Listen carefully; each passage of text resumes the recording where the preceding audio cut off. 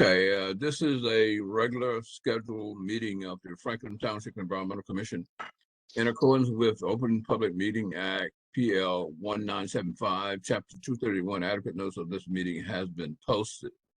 Roll call. Maria Santiago Valentin. Oh, she's not able to come tonight. She sent me an email. Oh, I didn't get that. Okay. Easy. Samuel.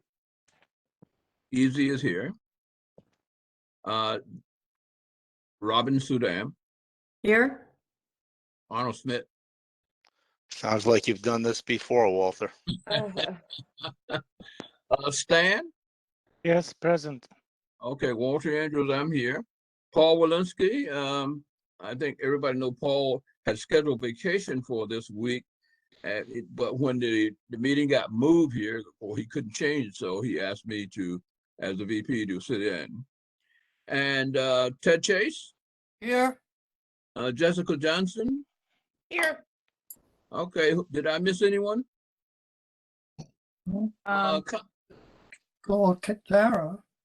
I'm here. Okay. I was gonna say, that's okay. No, Councilmember Potasnik also said No, he can't be here. Is the councilman on today too? What's He- Ed? He emailed and said he couldn't make it tonight, could be due to a conflict. Okay, so all right. Thank you for joining the meeting. We have a quorum. Okay, great. Yeah, we have an agenda, but before we, Paul has said that he was going to send me his words for the chair report. Now, I didn't get it, but basically, I'll just fill in a few things, but we've been communicating between the meeting, and since the dates between the two last meetings were a little long, we had a lot of communication online. Basically, that we may be approaching in-person meetings, and we are certainly depend on the guidance. I think the information that we have in hand is that everything will be virtual through the end of March. Is that correct? So the latest is that the council at the last meeting said that boards, so Environmental Commission, Planning Board, Council, boards that have to take official action will go back to in person beginning in April. So our first Yes. April meeting, we will be back in person. The Okay. advisory committees can decide if they want to go back in person fully, remain virtual fully, or do some type of hybrid model. So the advisory committees are working on that now. Okay, fantastic. All right, and at the, I guess under old business, we provided for subjects that various commissioners can bring up. But let me just share, as I remember, I had sent in and I thought it might make the agenda, but nevertheless, that the Franklin Woman Club wants to is volunteering to help us distribute bags, reusable Franklin Township bags at various supermarkets somewhere between now and early May. And we want to talk about that, see if that is something that we want to do. And I also remember Maria had said that the Franklin High School is having some type of environmental fair. Thank you. Yeah, environmental fair, and we had said that I think tentatively that we wanted to be a part of that, and we would purchase a table, but I don't know all the details of that, so we might want to talk about that. But basically, I think everything as we go through the meeting, we probably won't skip over or overlook anything. So that's basically the chair report. And if Paul does send in something, or I find it, I'll certainly share it with you. But so far he didn't. Maybe he got busy, or he forgot. But that's okay. Okay. Next item on the agenda would be minutes. Of course, when I was chair, I was always looking for the minutes, but I don't remember having seen the last February minutes. Yeah. The last. I sent them out, but that was a month ago. So I know. Well, hopefully everybody saw them. But you know, that's enough to vote yes or no on them. So can I get a proposal to adopt the minutes from, what was the 28th, was it? What was the No, date? we cancel that meeting. 7th. The 7th. Okay, you're right. So has everybody gotten a chance to read the minutes, and are you ready to approve them? Can I get a motion for approval and a second? I'll move approval. Okay, A then a second. second. Okay, then moving a second that the minutes from the March 7th meeting be approved. All in favor, let it be known by saying aye. I Any opposed? Okay, any abstention? Fantastic. I'm gonna abstain on that, Walter. Okay, Also want to make a comment. I sent an email I said earlier to the group. And yes, the email group that I used was from an email that Paul recently sent. And on that, it bounced back from easy. So I don't know if he's been receiving all of the emails, or what, if something has changed with his emails or what. okay. So I guess Paul would probably have to change that since well, Tara, have you been getting a bounce back from Easy's email address? I haven't. It's been okay. I can, Okay. Easy, if it's okay with you, can you put your email address in the chat just so everyone can have it? Good idea. But on Yeah. the topic of bouncing back emails, one of the email addresses to you, Tara, when I was sending, they bounced back, but I assume that this is one of the old Township formatted emails. Could Yeah, it be the reason? If it's a if it's anyone at twp.franklin.nj, those I think are now officially like shut down. So you have to use Okay. the at franklinnj.gov. Yeah. Okay. Yeah, sometimes when we tap in, you know, to get the to pull up, you have to, if you got the old stuff there, if you're not careful, you might tap on it before you do the newer one. So that's something we all have to work on. My email program is populating based on its own. I don't have to have the email address saved. Yeah. So that's a little bit of downside of this thing. It's very convenient when you don't have to save it, but then Yes. it shows me like 4 addresses for Tara, and if I don't remember Wow. which one is the right one, then Oh yeah. Stan, would it be possible for you to update that spreadsheet you created and we try to capture everybody's correct one, or send it on to Tara to do that? That way we could all have a new master list. I keep it updated, but I'm not sure whether I shared it with Tara. Let me do it now. And why don't you share it with all of us, just so we have the latest and greatest. Fantastic. Thank you. Thank you. Thank It's you. very nice of you to do that. All right. All right. Well, anything else before we move on to open the meeting up to the public? Okay. Just to let you know, Yeah. Walter, just to let you know, Yes. I sent an email out within the last hour to many of my neighbors on Skillman Lane about this warehouse proposal near Bennett's Lane and Route 27. So if they're in the public, I don't know that they will be, but I'm hoping some of them might be. If they are, maybe we could reorder the plan reviews so we could do that one first for these neighbors who have a lot of concern about this, but they may not be there. You'll tell me shortly. I just wanted to let you know I invited them. All right. Fantastic. And then I had a question in my council comments. I mentioned that there would be reusable bags at the municipal building, but I wasn't sure if that was true and where folks could get them. So I'd like to announce that again when we meet again, so folks know. Is there an update on that, Tara, or were you able to talk to Bob? I know he was going to check with you. Yeah, so right now I'm actually writing an email to Bob because for the women's club, I'm just following up to see if, if we can get that amount of bags and so they can be picked up. I'm asking for DPW to deliver the tote bags to the food bank. And then I'll add that question in my email. So I know the tote bags, I believe they're stored somewhere at the main township building, but I'm not sure where they are. So every time I've needed them, I've had to ask and then get them picked up. So I'll find out where they're stored and see if we can put some out. Yeah, okay. I'll If include that in that the was the email. voice of Ed, why am I not seeing him on my screen? I know, that's what I said. I'm like, Ed, you're there? Hello, I am talking from afar. I've not had my camera on. I'm sorry.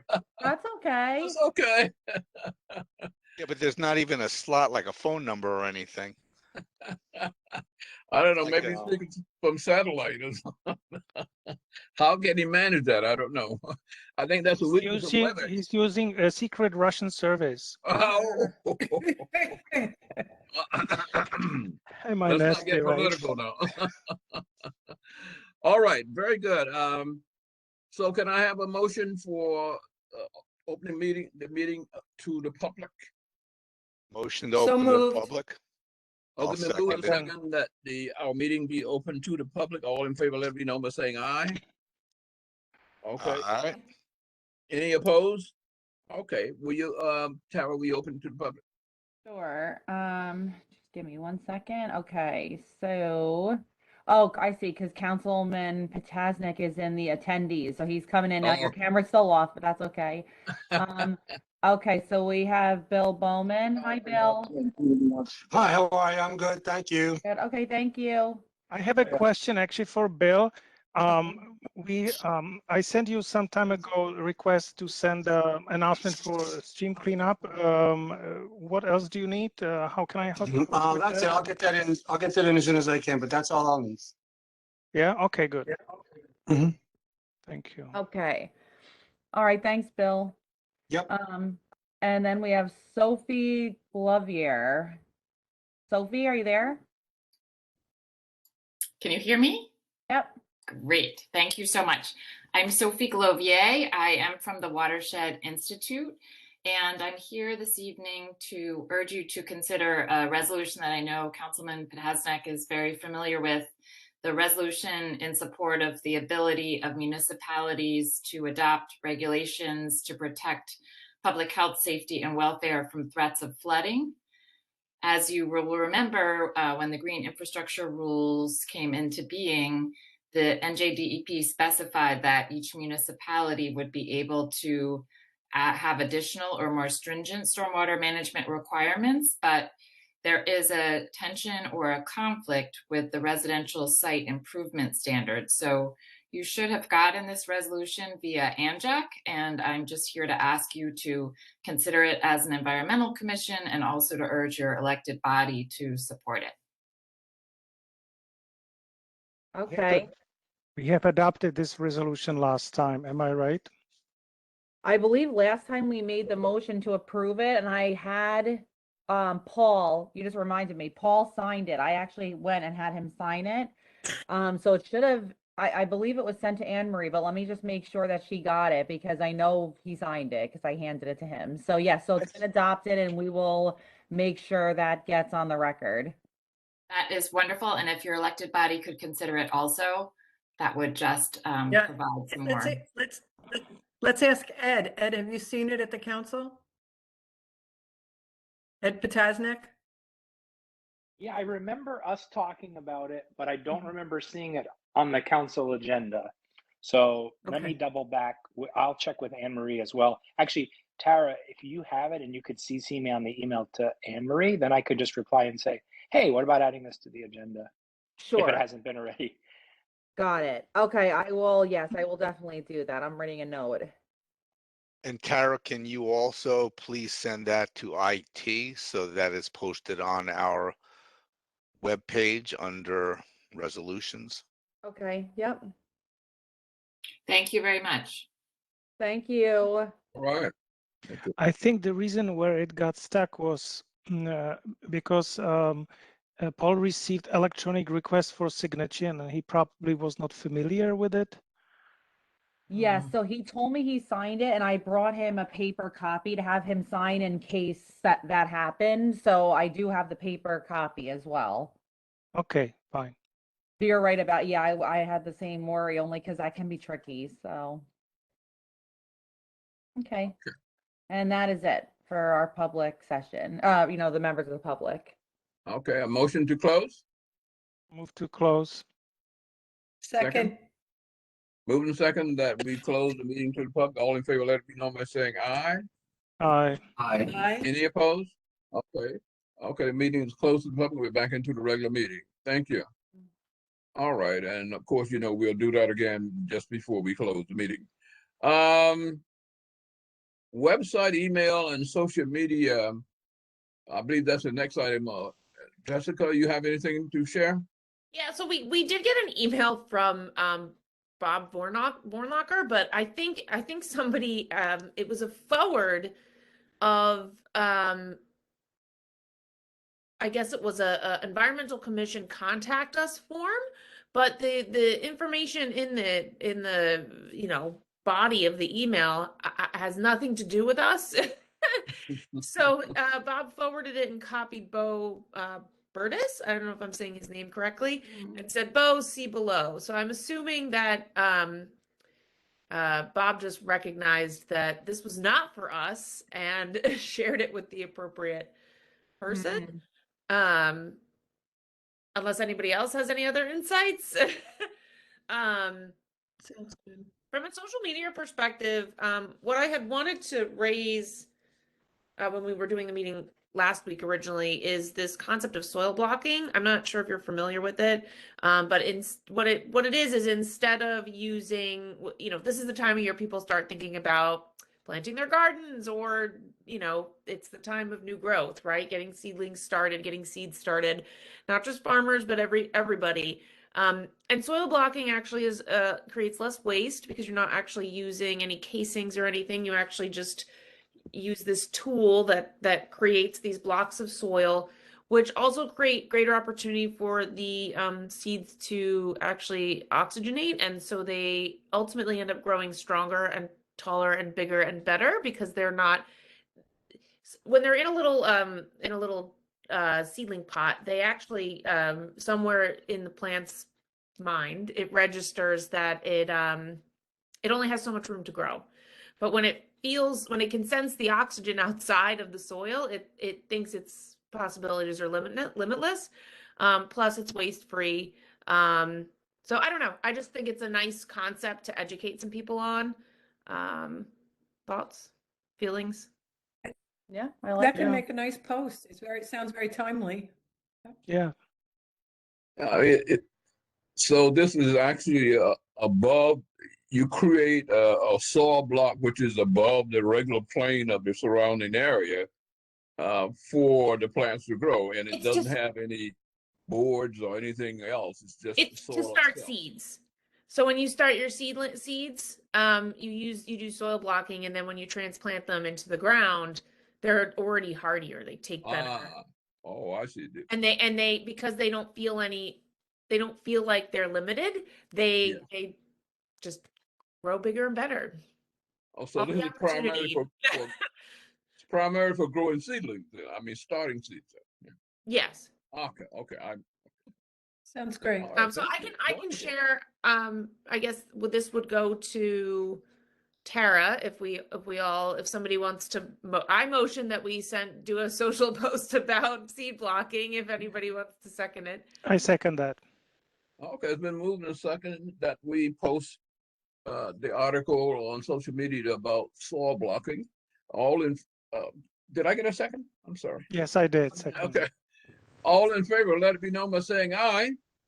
Aye. Aye. Any opposed? Aye. Okay, wonderful.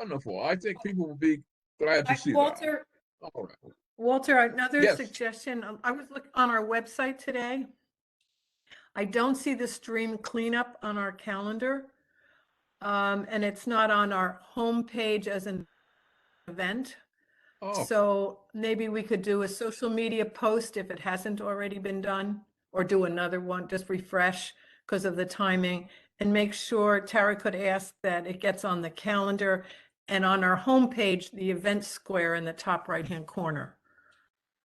Yeah. So Stan, is that, No, thank you for That's a mentioning it. duplication? It was not on my mind because I thought we'll go into the agenda for stream cleanup, but yes. We should utilize as much advertisement resources as possible.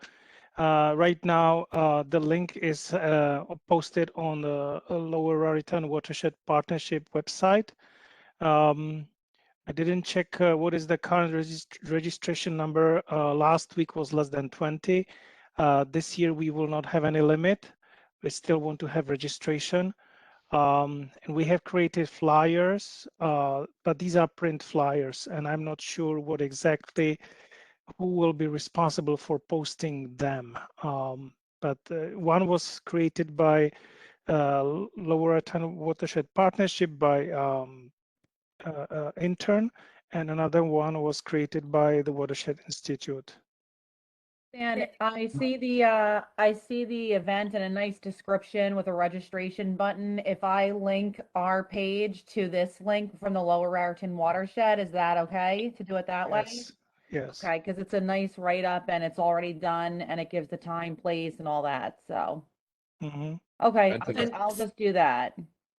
Stan, if you would send me a PDF of the brochure, I'll distribute it at church and other places in town. Sure. You mean the flyer? The flyer, exactly. Yes. Yeah. Let me actually put it. No, I have to do it different way. I'll do it. All right. okay, thank you. Okay, Wonderful. Thank you. Tara, I just sent you a link to Walter- the Cornell article about soil blocking. Ah, Okay.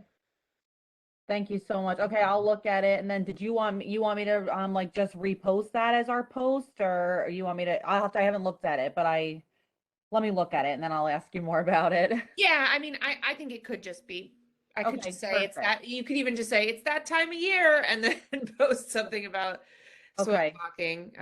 Got it. It's a good article though. On the subject, Walter, on the subject of social media, maybe this is a good place that perhaps we could see if someone wants to take ownership of making sure an article goes in the Franklin Times. I know you or Paul sent out something recently and said the deadline's tomorrow. It was very close. yeah, And I think maybe if one of us was willing to take ownership of that, we could make sure that we're planning something well in advance and take advantage of that organ. How does everybody else feel about that? Yeah. well, I think we've missed the it moment certainly a is few times. a very important tool for us, and we want to take advantage of it. So we're saying among the commissioners here, does one individual want to say, I'm the contact person, I'll keep everybody informed, and we'll make sure that we are ready when they are ready to post. Yeah, Um, right. Like to Can we get- know what the posting deadlines are well ahead of time so that we can plan Yes, for them. Yeah, yes. Yeah. I mean, if And I think you're maybe told it's this person, tomorrow and that's the first you hear about it. yeah. Tara, Right, who's so- in charge of the Franklin Times? I believe it goes through the Special Projects Office, which is under Safi Callan. That's who I think basically puts everything together and puts the call out for articles. Each department has to, get articles to put in it. But she establishes, the deadline and all that. Would somebody be interested in tackling that? If not, I will do it. I don't want to take it away from somebody if they happen to be good at writing press releases or other pieces. Not necessarily a gift of mine, but I think it's a gap and I'd love to see it filled. Okay. Seeing We have everyone any- stepping backwards. Well, Robin, when you say somebody writing a press release, I would think that you want to, this first part is we need to know well in advance when the press release needs to be sent. And Oh, the that- second is, what is I it think that that we're person going has to be to chase writing a down press release? that person. The second part is, what is it the press release Yes. is going to be about? So if one of us has an area of expertise or an area of knowledge in something that's going to be written, then that's a time for somebody to step forward and say, yes, I will write something about that.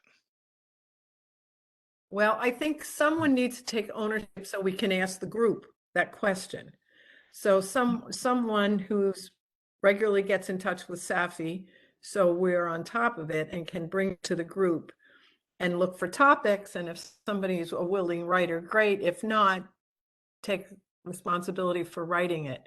So if nobody else wants to do that, I'll make it my role to be in touch with Safi, make sure we know well in advance when the Franklin Times is coming out.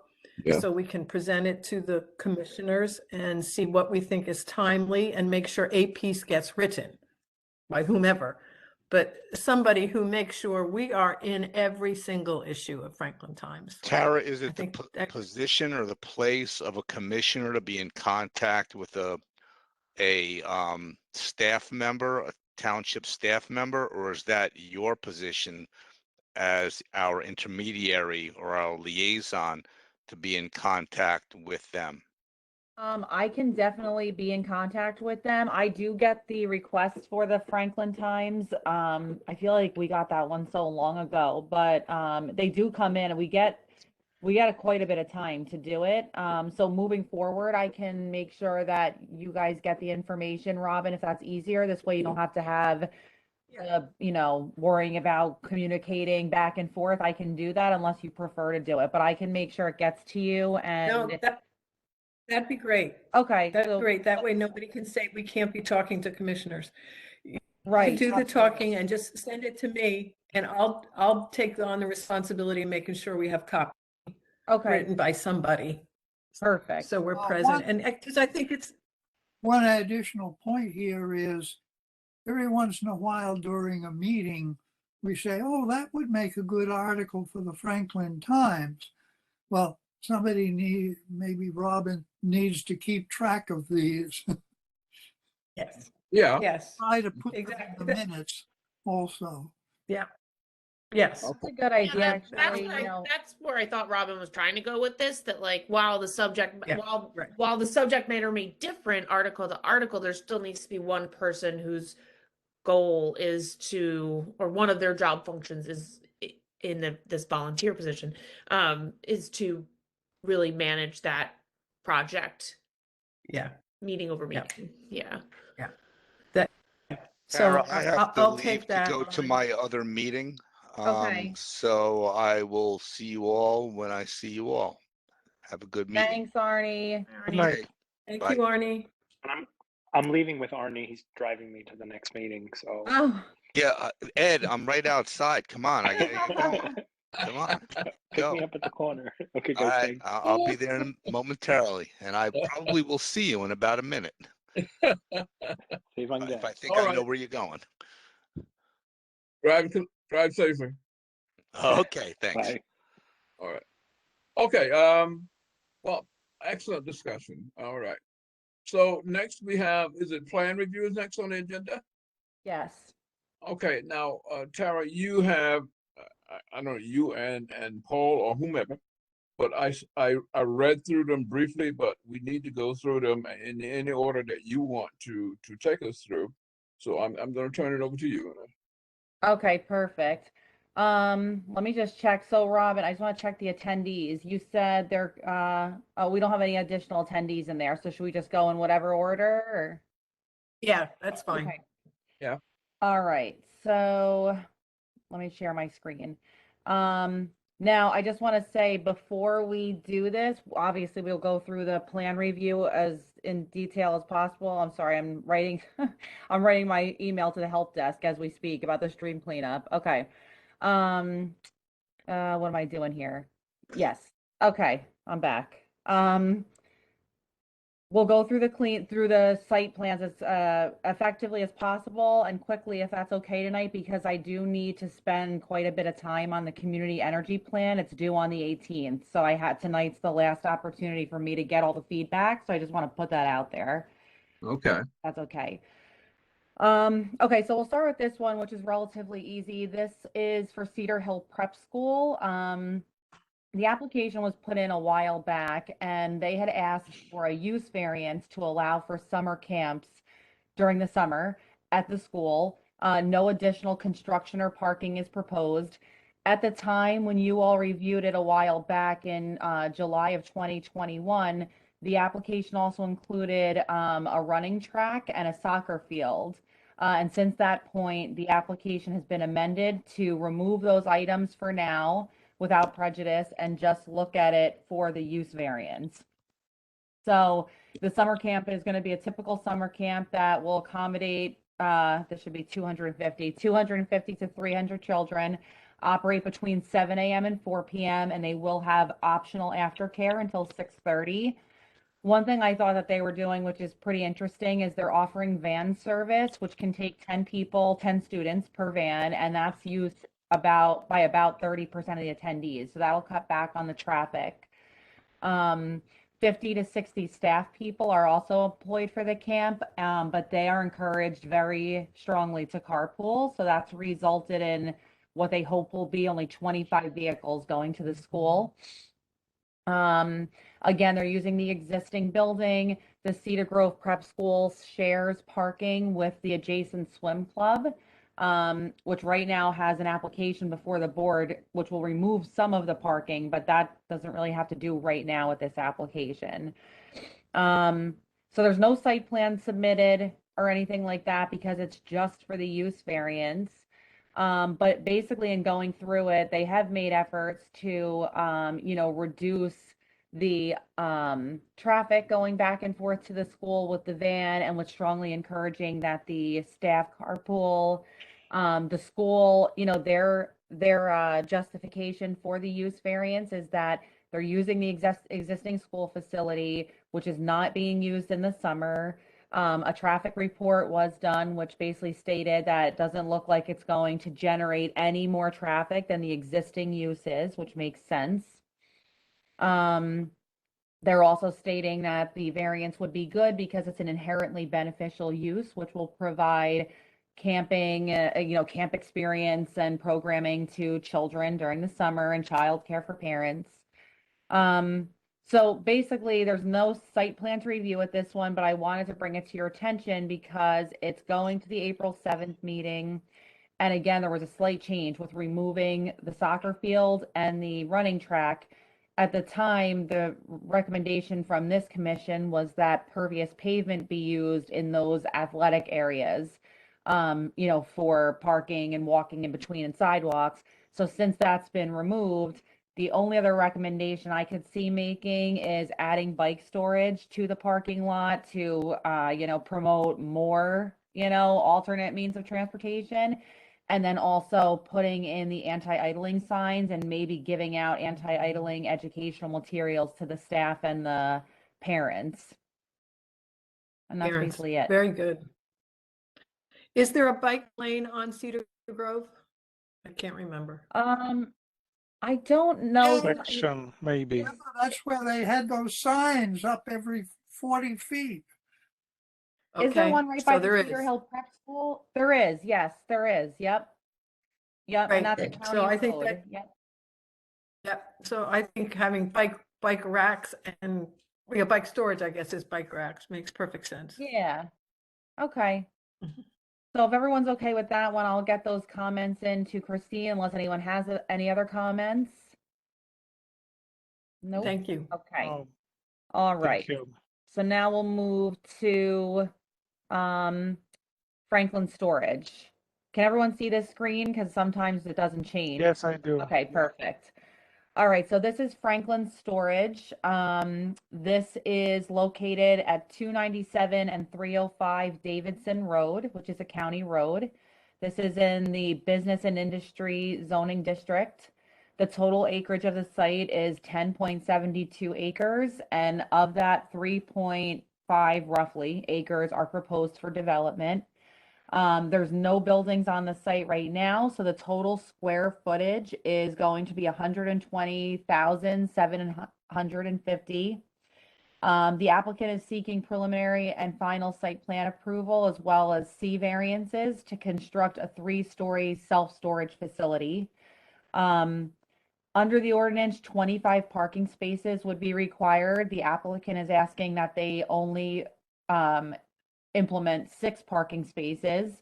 The reason for that is they plan on only having 1 employee on site and a limited number of tenants who won't be there all at the same time. I The thought the access- reason is that they don't want to put the charging stations in it. Right.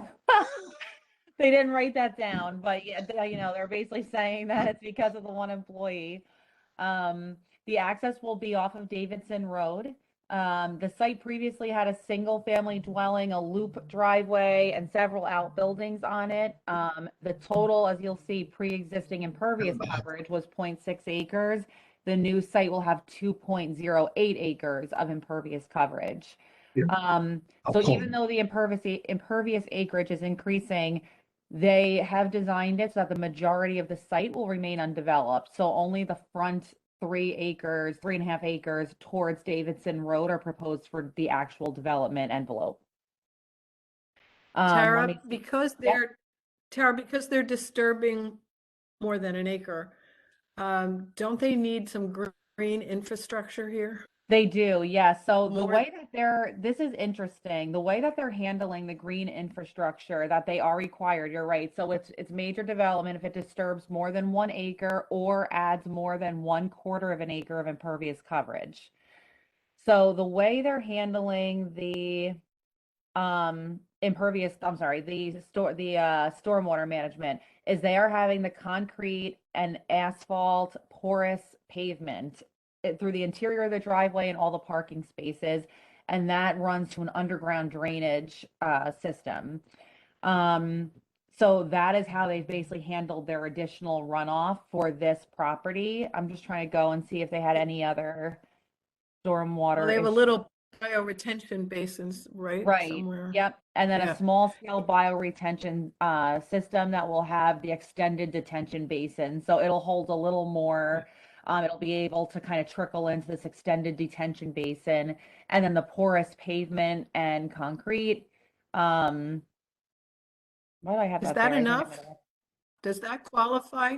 Does So that qualify under the regulation, the porous concrete? it does. It qualifies under the pavement. I also asked the same question, is this enough to handle this? So I did read the stormwater management report, and according to the calculations provided by that engineer, it does meet the requirements. So that's, the information that I'm going off of, and it seems like it's a pretty large underground drainage system, and the amount of porous pavement is pretty large. So I guess it, according to their engineer, yes, it will handle it.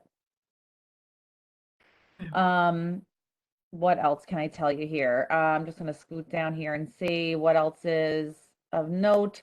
It is interesting about the 25 parking spaces, under the ordinance, they would be required the 25. They're actually asking for a lot less. And again, they're saying not necessary. So that does help, in a way, not having Yeah. all that parking, especially because the type of facility, not all these people are going to be there at the same time. Many will be there at very different times. Again, only the front portion of the property is proposed for development. 100 trees are required for replacement according to the calculation under the ordinance. Only 40 are proposed by the applicant. So that is in my comments. I don't know.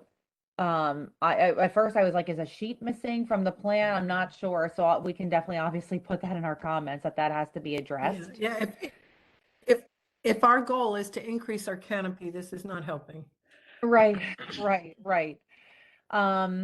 One EV charging station would be required. That's not shown on the plan, so that is in the comments that I have as well. Thank you. So the recommendations that I have here to start off with is that solar panels potentially should be looked at for the roof. And I know Justin is here. If we have time, I told him tonight I would like to get to this, but he reviewed the solar ready warehouse regulations, which go into effect in June. So they don't apply right now. But if we have time to get to it tonight, he can talk about it at the next meeting. If not, we can talk about it at the next meeting. But that is something we're going to need to really start looking at very, closely. Again, the EV charging station, they don't have anything proposed right now, and the one needs to be proposed there. Again, the bike storage with a simple repair station, maybe, although I don't know if it's going to work that well because this is a storage place. So I'm assuming people going back and forth are putting things in and taking things out. So that is probably not going to be that great. But this is the page of the site plan that they provided. It's a little grainy. It was on the website too. So I tried to Can clear you it up as add, best can as possible. you add a comment about the trees, Tara? Yes, absolutely. Yeah, I noticed I have that up at the top, but not in the bottom, so I'll add that. So Pierce Street, you can see up here in the upper left. This all here, I know this is not that great of a copy of this. This is the wetlands delineation area, so that's, you know, been shown. They did include a wetlands delineation, but nothing's happening in that direction. And then over here is where the building's proposed, and here's the entrance from Davidson Avenue. They do have an application before the county planning board for this because it's on a county road that, you know, they're required to have approval from the county as well. So that's in and pending. Let me show you the aerial photo. Oh, this is the other one. They put it in color, which is a little nicer. So this is where the building is going to be. You can see they put some of the tree buffering here along the road, along the back here. And then again, all of this is going to remain in its kind of natural state. And then just to give you, so that is what it will look like. That's the architectural rendering of the exterior. It's one of these, I'm sure you have all seen them before. It's called like access, self-storage or something, excuse me. And then this is the site itself from 100 feet. So this is the these two lots right here are what make up the properties that it'll be on, and the development is basically proposed right for this front envelope here. Which doesn't have trees anyway. But Right. still, they are going to cut 100 trees somewhere. Yeah, so they're required to put in the 100. Yep. For construction. And so this we- just shows we- you the we really- wetlands. Wow. Yeah. And it's gonna be We right really next, need to right encourage next to the this big trees. parking area. So we'll have the storage facility Yeah. here, and then we got this big parking area, and then we got this big parking area, and these two big roofs. So. Yeah. So this is before. Well, we really need the trees more than we need money in the tree fund. Right, understand. Yeah, I'll get that in there right now. What was I gonna, oh, it's before the Franklin Township Planning Board. This is not there until April 20th, but you know, I figured I would show it now since I had finished the review of that. So let me get the tree in there, the tree comment. So does anyone have any other additional comments for this one? They could it's even good. plant Thank more you. trees in the woods part. Yeah. Sorry, Ted, I didn't hear you. They could even plant more trees in the wooded part of the site, since given the deer overpopulation, getting new trees to grow is not easy. If they plant some trees that are tall enough to get above the browse line, it will help the forest grow. That's a good comment. Yep.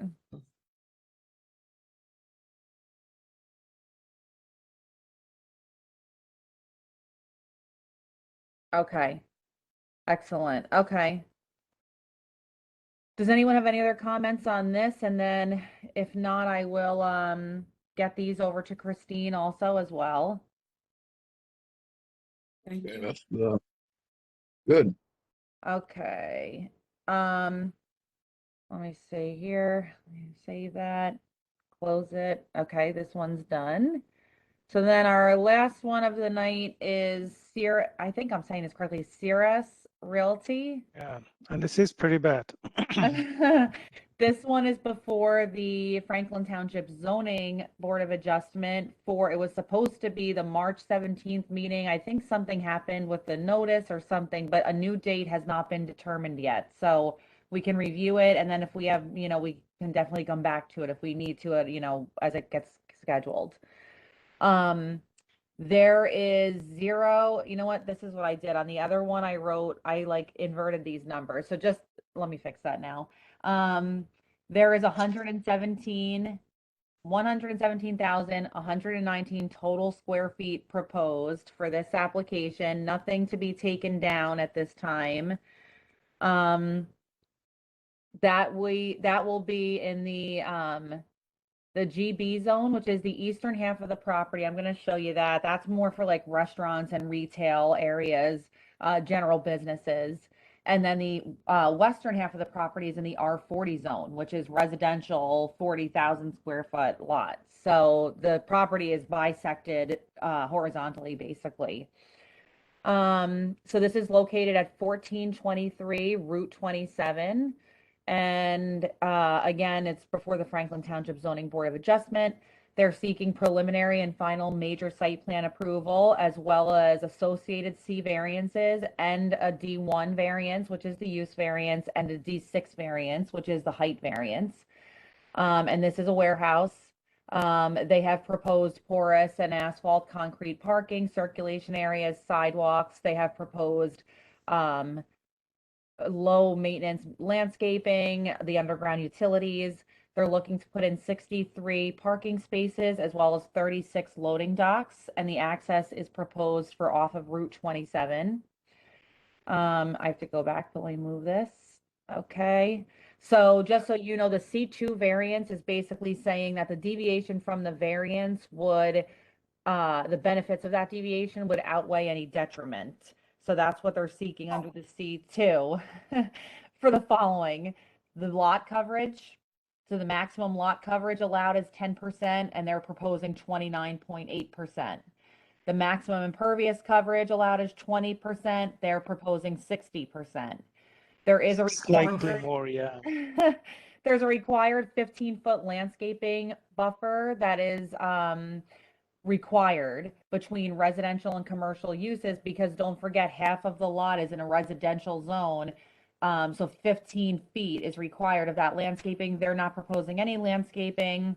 And in terms of warehouse loading zones, 147 foot of loading berth is required, and they are proposing only 130 feet of the loading berth. Every warehouse application. Yeah, and they did mention that's kind of industry standard is the lesser amount. Yeah. And then lastly, for the C variances, parking in the R40 zone is not permitted within 10 feet of the property line of a different, like of a commercial use. They're proposing it within 7 feet of the property line. So those are the C variances. Then you have the use variance, which is that this use is not allowed in the zone, either zone. And their statement is that the property is primarily located in the GB zone, which I think, I didn't calculate it myself, but I believe it's probably like 57% in the GB zone and then 43% in the R40 zone. They're saying there's many vacant retail sites already in this zone, and that there's really no market in that zone except for, you know, these types of uses. So that's the request, that's their words for the D1 request. And then the D6 variance is requested because I have to read here. The proposed height is typical for warehouses. That's what they're saying. And also they're basically saying if the use is approved, and this is important to remember, if the D1 use is approved, then it's almost like you can't approve the use and not approve the subsequent C variances, because if the use is allowed, then the C variances that would go with that use would kind of be inherent to the use. So that's the argument that they've made. In this zone, the requirement is 2 stories and 30 feet, and the proposed project is for 1 story at 46 feet tall. Okay, let me go through here. So in terms of environmental features, the topography on the site is very variable. So it goes from 2% to 6% across the site. So we have some not steep slopes there, but some variability in the topography. 643 trees are on the plan to be removed, and that would mean that 1,062 trees are required for replacement. The plan shows that 10 trees are proposed to be planted, and then the monetary donation would be made in lieu of the required planting. I looked at the soils. So the soils on site are identified as statewide or prime farmland soils. And so there is the concern there about, basically altering the character of the soil and the physical properties, in perpetuity. So discuss that. What else do we have here that's of interest? Okay, so the 63 parking spaces and the 28 loading docks are all proposed to be comprised of porous asphalt or concrete. The site is located within half a mile of an agriculturally dense area of Franklin Township containing preserved and unpreserved farms, so it's good to keep that in mind. They do have good plans, I will say, for during construction, if it was allowed. They have taken some extra care as it relates to during construction. So they have agreed to perform post-construction testing on the BMPs in place for stormwater management to make sure that they are operating correctly. They've agreed to put tree protection fencing around the trees that they are keeping. So that's a little bit more in terms of actual construction time, but that's, that was just something they put in there.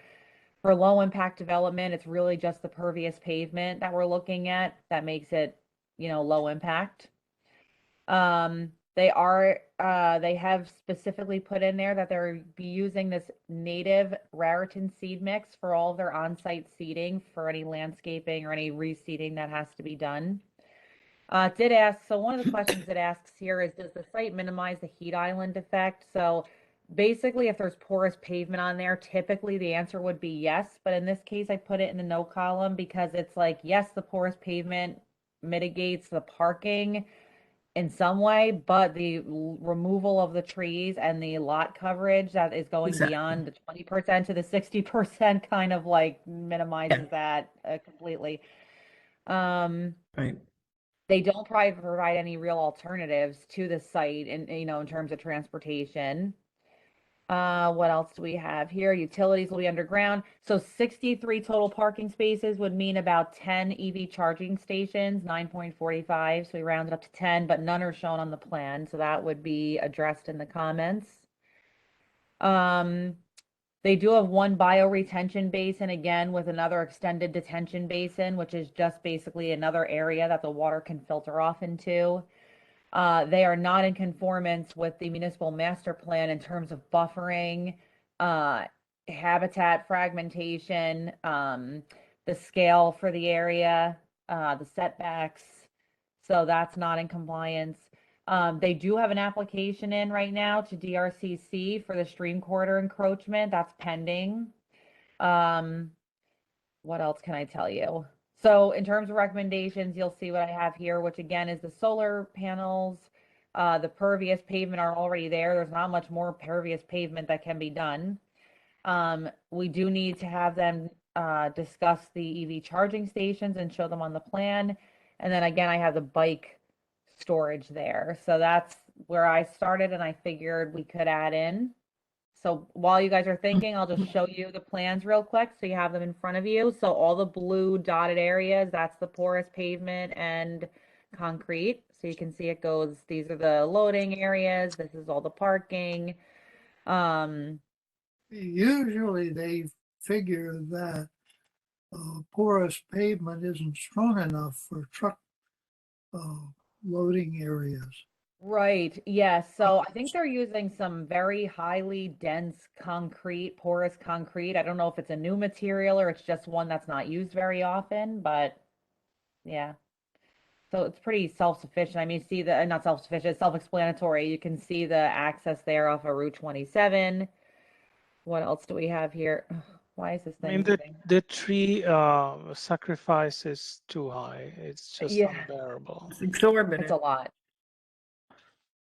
And I'd like to point out one other thing that's not directly environmental, but indirectly it is. There is no light at 27 where these trucks are going to come out, which means they're all going to turn right. And when they go to 287, they're going to turn down Skillman Lane, which has a 4-ton weight limit. Okay. And we're already point. fighting the trucks because Mhm. they're breaking the bridges, they're breaking the road edges, and most of Skillman's Lane is preserved farmland. Right. And that the road can't handle it. So that's where my neighbor and I will get involved. But this also puts more deer pressure on the agricultural land, which is adjacent. Right. I don't know if that's an easy comment that we could make, Yeah, Tara. Well, definitely. So I'm gonna say, That just I- say Skillman's Lane will be used, by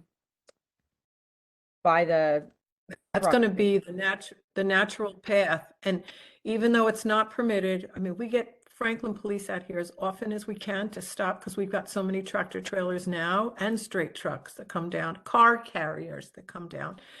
And the police have say we'd like to come more often. We just aren't, we're not staffed to monitor this at the level it requires. And so this puts pressure on the police department to be able to come out and protect our roads and our environment. So I don't know how much of this we can directly comment on, but this is very significant because a tractor trailer will not be able to make a left-hand turn out of here. If the egress was onto Bennett's Lane, that would be a different story, but it's not. I agree. Okay, dear man, I'm just like, I will fix these up before I send them in, but I'm just trying to get this Sure. all down. So the removal of the trees is way too much, and then that leads to deer management problems. Also, Right. should I say in there that the monetary contribution is not, we're not looking favorably upon that? Right, right. It's not appropriate with this dimension of tree loss, I the would extent of the tree loss. comment that if the site were developed as zoned, it would be likely that a great deal less trees would be cut down. That the GB would be just at the front of the property, and that's a good reason. I mean, this is an application which would be turned down outright. Yeah. Yeah. And then it's also not an EC issue, but their comments about the vacant stores. Most of those malls right up here, they're all going to be turned into medical offices. They're already talking about that. So, and medical offices are taken off like hotcakes. So The other that's a thing poor is, argument. they are stating that the benefits outweigh the detriment, but they Mhm. are not elaborating on it. Like the last application that we had, they said, okay, this is for children benefit, okay? Right. And here, oh, it's just, arbitrarily saying that the benefits will outweigh, but where is the benefit? I just don't see the benefit. Right, yes. And so, yeah, when you're requesting a use variance, part of it is you have to satisfy the positive and negative criteria, which is clearly listed out. And if part of it can be like it's inherently beneficial and why, or that the detriment is outweighed by the benefit. But if you can't make that argument, then the variance should not be approved. So that's, yeah, I don't think they've put their best argument forward for sure. Yeah. They don't Tara, have if you one. could, Right. if you could keep us posted, Tara, on when you think this will go before the Board of Adjustment, Yep. please let me know. So, I will. I'm assuming that they're probably also waiting for the response from DRCC, okay. so we'll see. But yes, I'll definitely keep you posted. And as I understand it, North Brunswick's mayor is on record as being opposed, and the residents right across the street in Indian Head. So whenever the meeting comes up, I think there'll be a big group there. Okay. Okay. Does anyone else have any other comments? In-person meeting. Yeah. Yep. All right. April. Anyone else have any other comments for this portion or? This is as bad as it can be, actually. Yeah, it is. All right. All right. So again, I'll send the comments in. I'll find out when it's coming up, and then we can always relook at it. Say they don't get on until the end of April or May for some reason. We can always, take one other look at it just to make sure we're comfortable. Okay. If we are done with this item agenda, I have some rather urgent stuff to insert. Is this okay, Tara? I mean, it's fine with me. If it's okay with everybody, Walter, everybody else, yeah. Sure, sure, go ahead. So this is about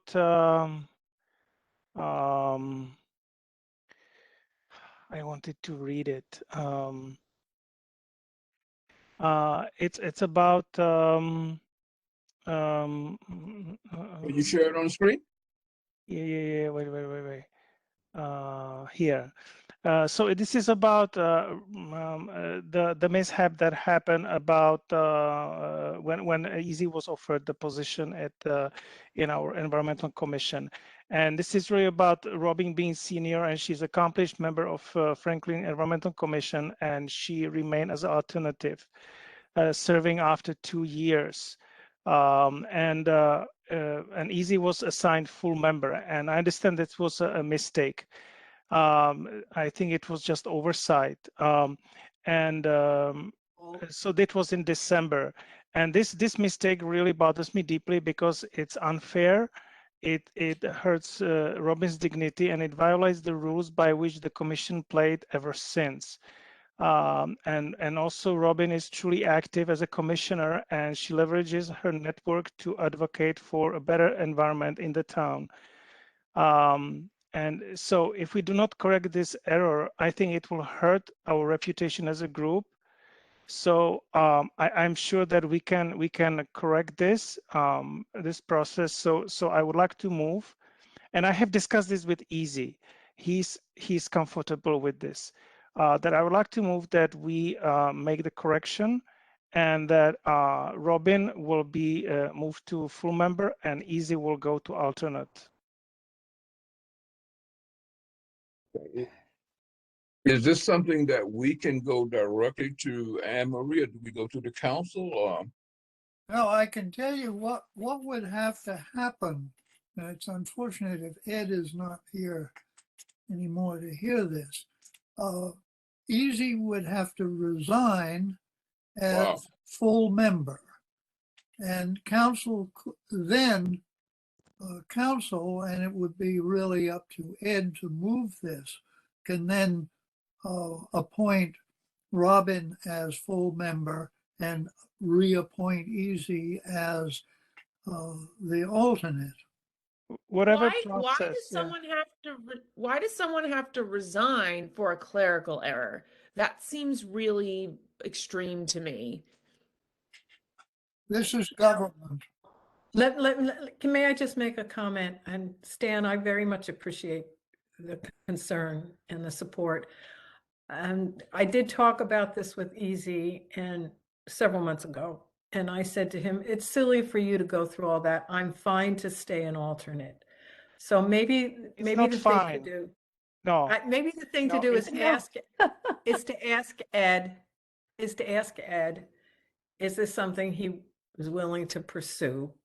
And if it is, and he feels it's kind of a non-issue, that's fine. If it gets dramatic, I'm happy to stay an alternate. You know, I can't keep my mouth shut. No. It's actually, it doesn't matter what you want. Sorry, I have to be blatant because this is about the commission being consistent and being respectful to our members.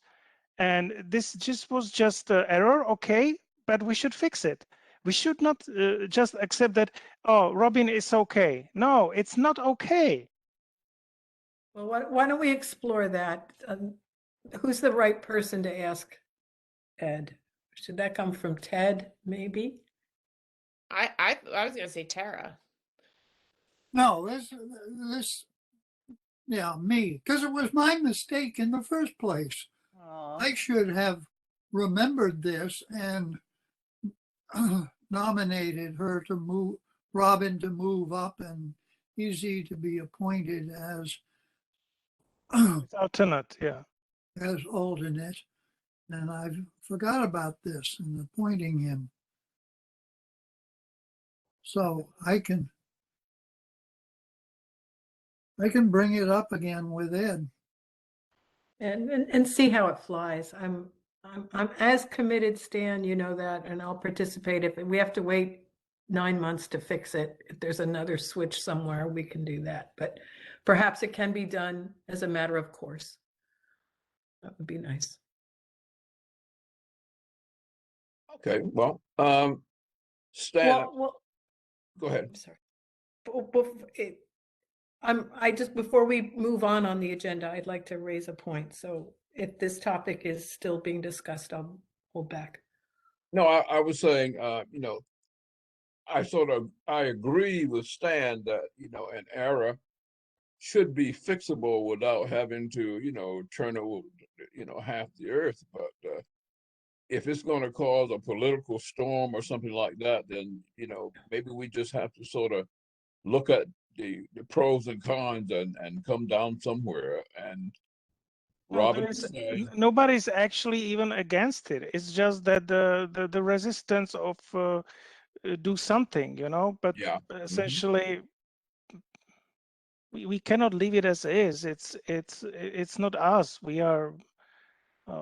We have our own values. I feel partially responsible because I have notes that I'm supposed to type up about the website, and one of the things in there is Robin being an alternate. But I have been admittedly just not able to do it. So, but I echo Stan's opinion, and I really just the fact that a clerical error would require actual voting by the council seems ridiculous to me.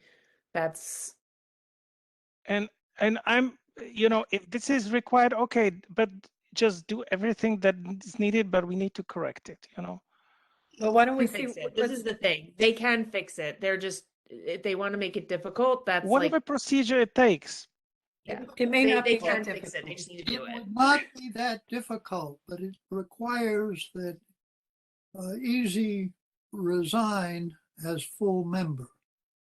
And then after that, then it's up to the council. But if Ed notes to the council the situation, they'll approve it. I think so too.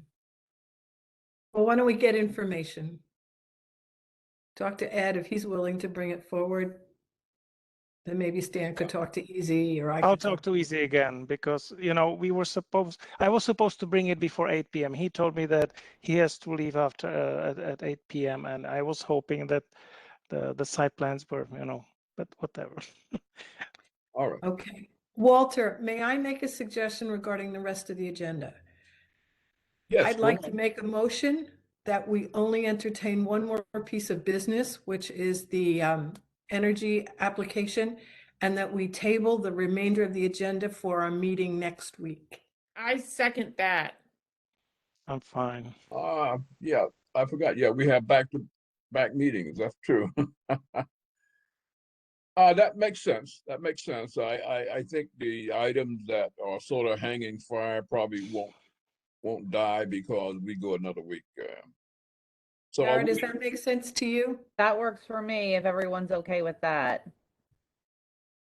all right. Do we need a formal motion in second? I think we Robin have that. did motion and I seconded. Okay, it's been moved in second that we. I'm gonna paraphrase here. You know, postpone except for one more item.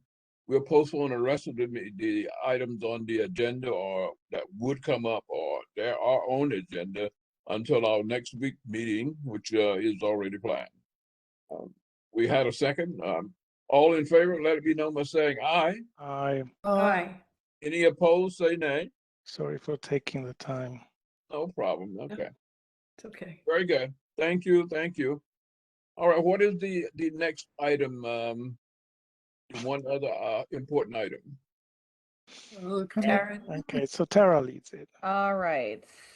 Okay, let me get ready to go here. Okay, so the community energy plan grant. So that is due on March 18th, and the last few meetings we've been talking about it in depth. Oh, you're muted. And then we agreed to submit Tara. it. I believe it was the February Can you hear her? meeting. We agreed yeah, I to can. submit the grant. So can you guys all see and hear me? Yes. Uh-oh. I heard you. Hold on, What just everybody went. happened? Yeah, I see everybody's like gone. Uh-oh. You guys Is there? this like Can a you see me? Cisco issue? Something's going weird. This might be like a WebEx issue. Oh, you're back. Can you see me now? Yeah, I never Can you lost hear you. me? You can Yes. hear me. Okay, Yes. I No. can't hear you. Robin, Okay, someone say something. I I said can something. guarantee you Can't hear you. Oh my gosh. Okay, hold on. I think I lost my sound. Give me 1 second here.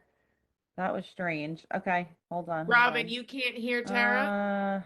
Speaker and microphone. Oh, I don't know what. Okay. Can you, okay, someone say something now. Hello, hello, hello. Man.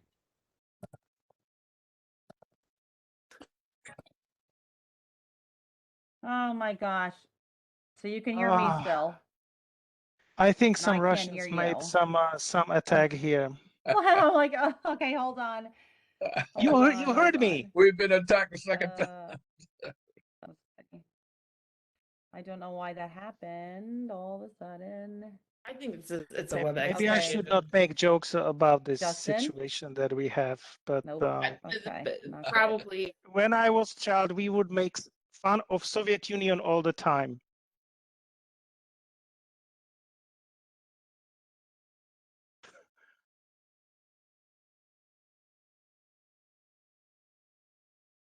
And I can hear everyone.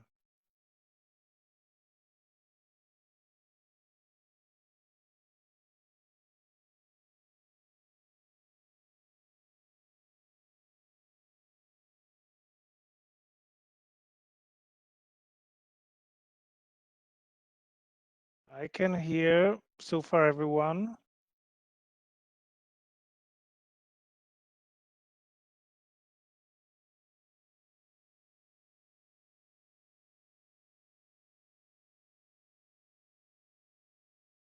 I think this is a WebEx issue. This has to be like a network thing.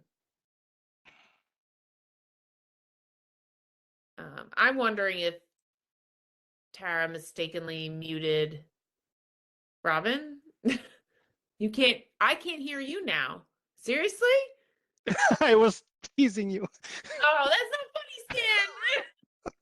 Stan. It's more like Tara muted herself. Oh my goodness. Tara's back and she's the host. Okay, can you hear me now? Yes. Yeah. Oh, okay, good. I don't know what happened there. Where is Robin? Played a mean joke. He I tried to know. pretend like he talked like there was nothing coming out of his mouth. I was like, oh no, it's happening to me now. Oh no. Oh, all of a sudden, all of you, it just like did the little hourglass thing, and it was just like all of a Really? sudden, I don't know what the heck happened. Russians. We did lose Robin though, I think. She was gonna log out and log back in, but Yeah, I'm wondering something- if maybe in the hubbub she got muted by accident. I don't see her here, but something weird happened. Okay. All right. So she's gonna come back in. All right. She said she was logging out and logging back in. Okay. All right. Thank you. Thank you so much. Okay. So She said she can't get back in. Can Tara admit her? So is she an attendees? No. she's not in the No. attendees. Oh, she can't get back in. Okay, let me email her. I'm Wow. telling her that she's emailing. What a time. Second. Are we losing people? It doesn't it look Yeah, we did lose someone. I just told her that you're emailing her a link. Okay, I'm gonna email to her right now.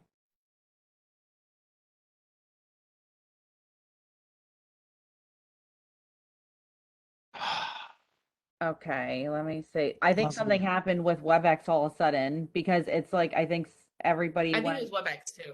Yeah, something went For it crazy. to affect No, everybody like I that, think that's it's really Russians. Oh, that So reminds you know what I think it is? I think it's the flying parachute spiders that are gonna start dropping in all over East Wow. Coast soon. Although on the Okay. positive, those horribly large flying parachuting spiders, while terrifying, they eat. Ready? What? Lantern flies They and do? bugs. Oh wow.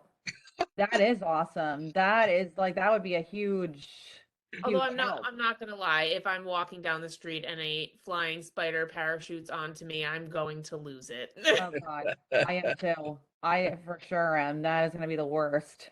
I might walk around with an umbrella just to protect myself.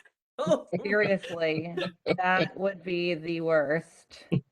All right, so I'm gonna start. I sent Robin the links. There's Robin. Oh, good. Sorry, There we Robin. go. Gosh, Yay. I don't know what happened. Everything went Check if crazy. she's muted, Tara, because she said she can't hear us, or if we're something. That's so Oh, so weird. you can hear us, Robin, right? I mean, she can't If hear you us. can hear us, do this. I'm gonna text her. Hold on. I don't know what happened. So weird.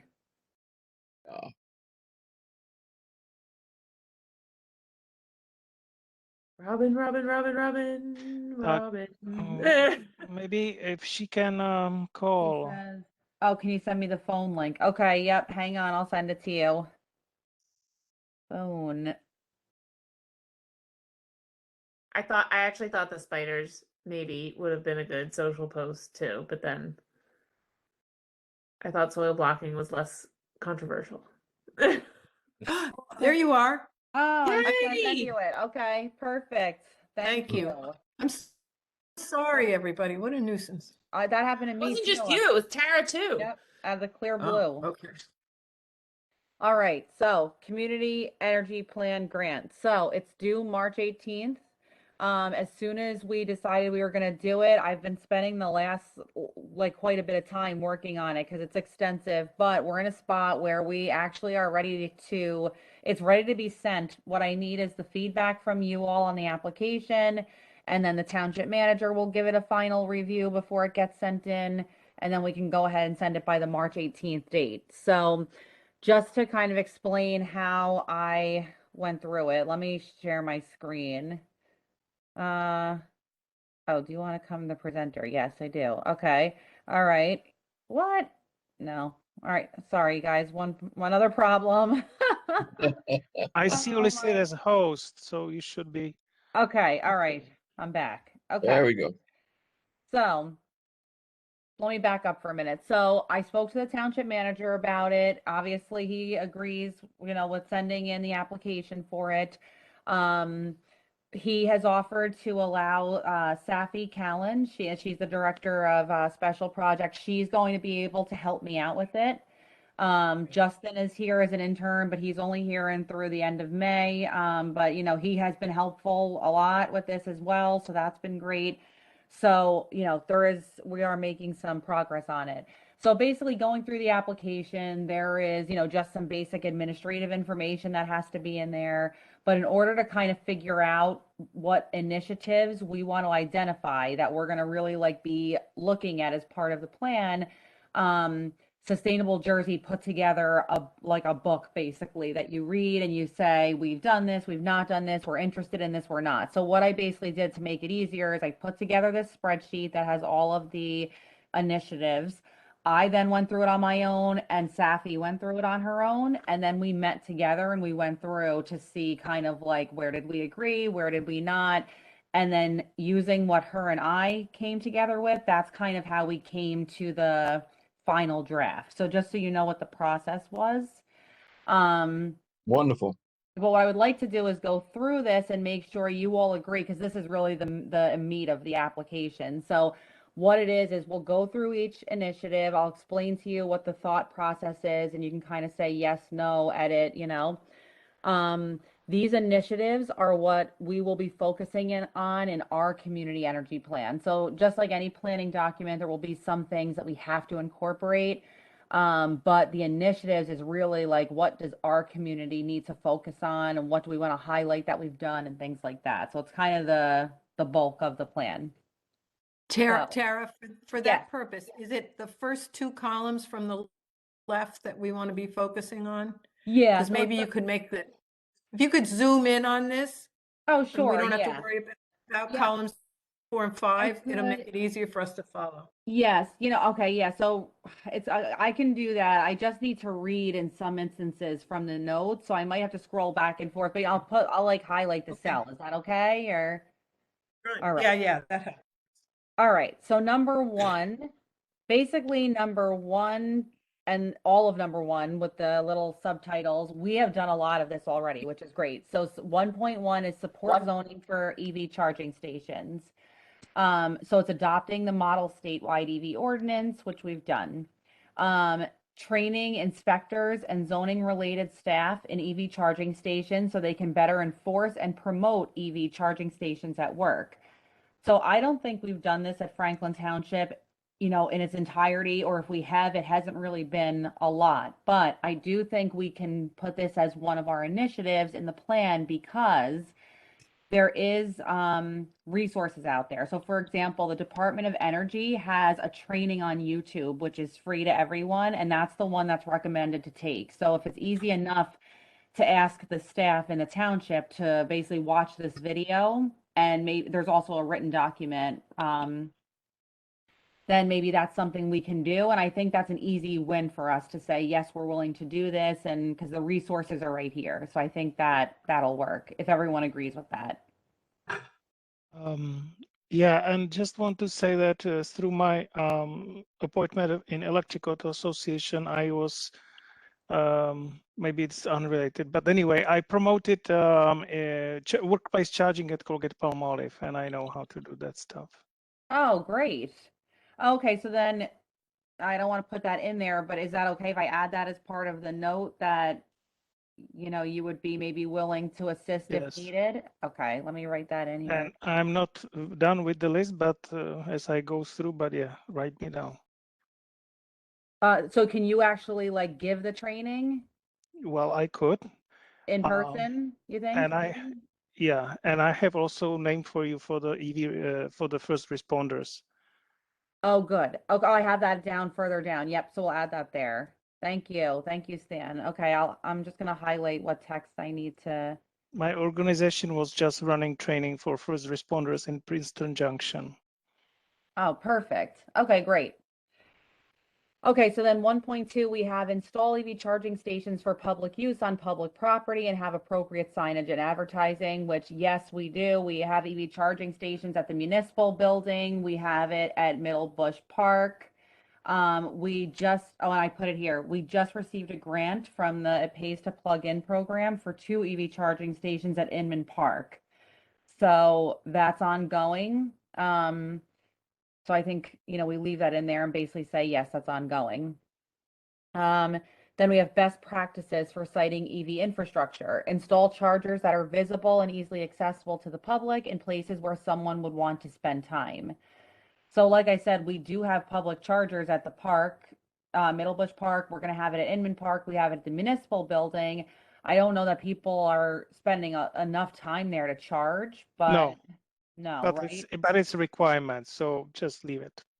Leave it out. No, leave it as is. Recharge during council meetings. You did. Okay. All right.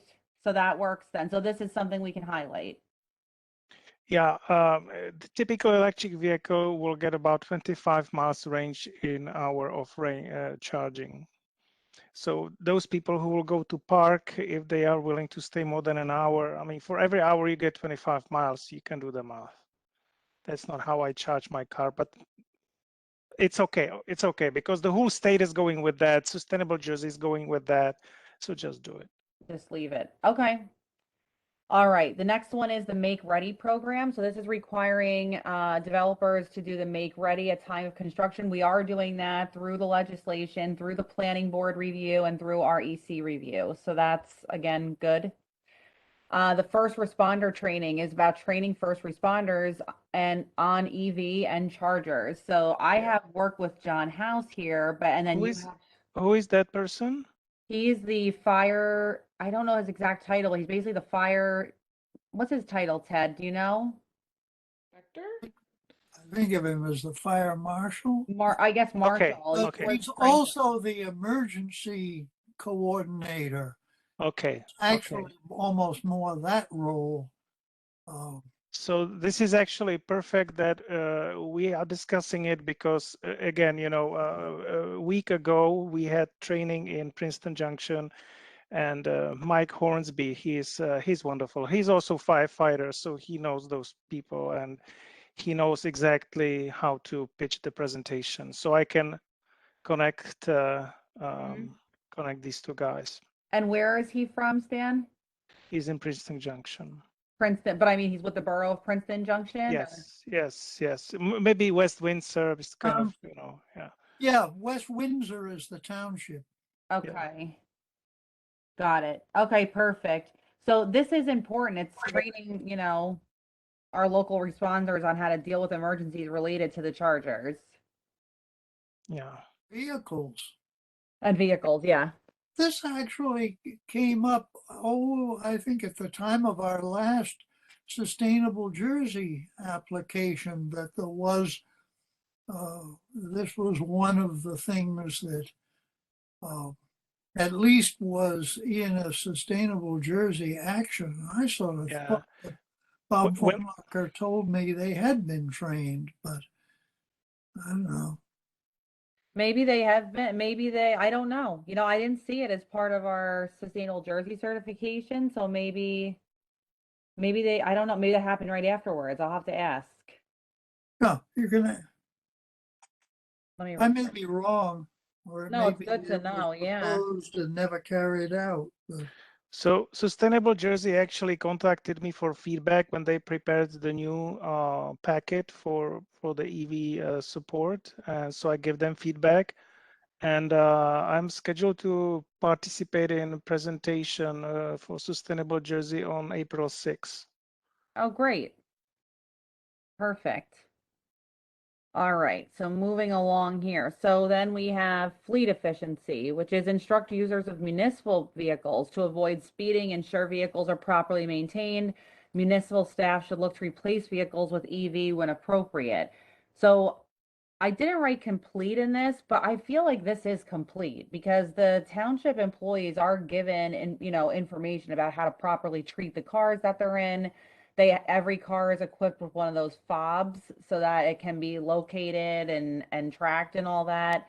And we do look to replace the vehicles with EV when we can. So do you guys think that would be considered complete?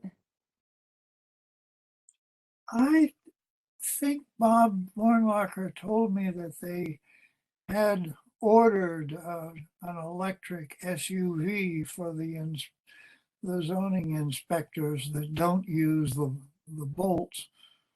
Yes, I think you're right about that. I do think you're right about that. No. And That way. sorry.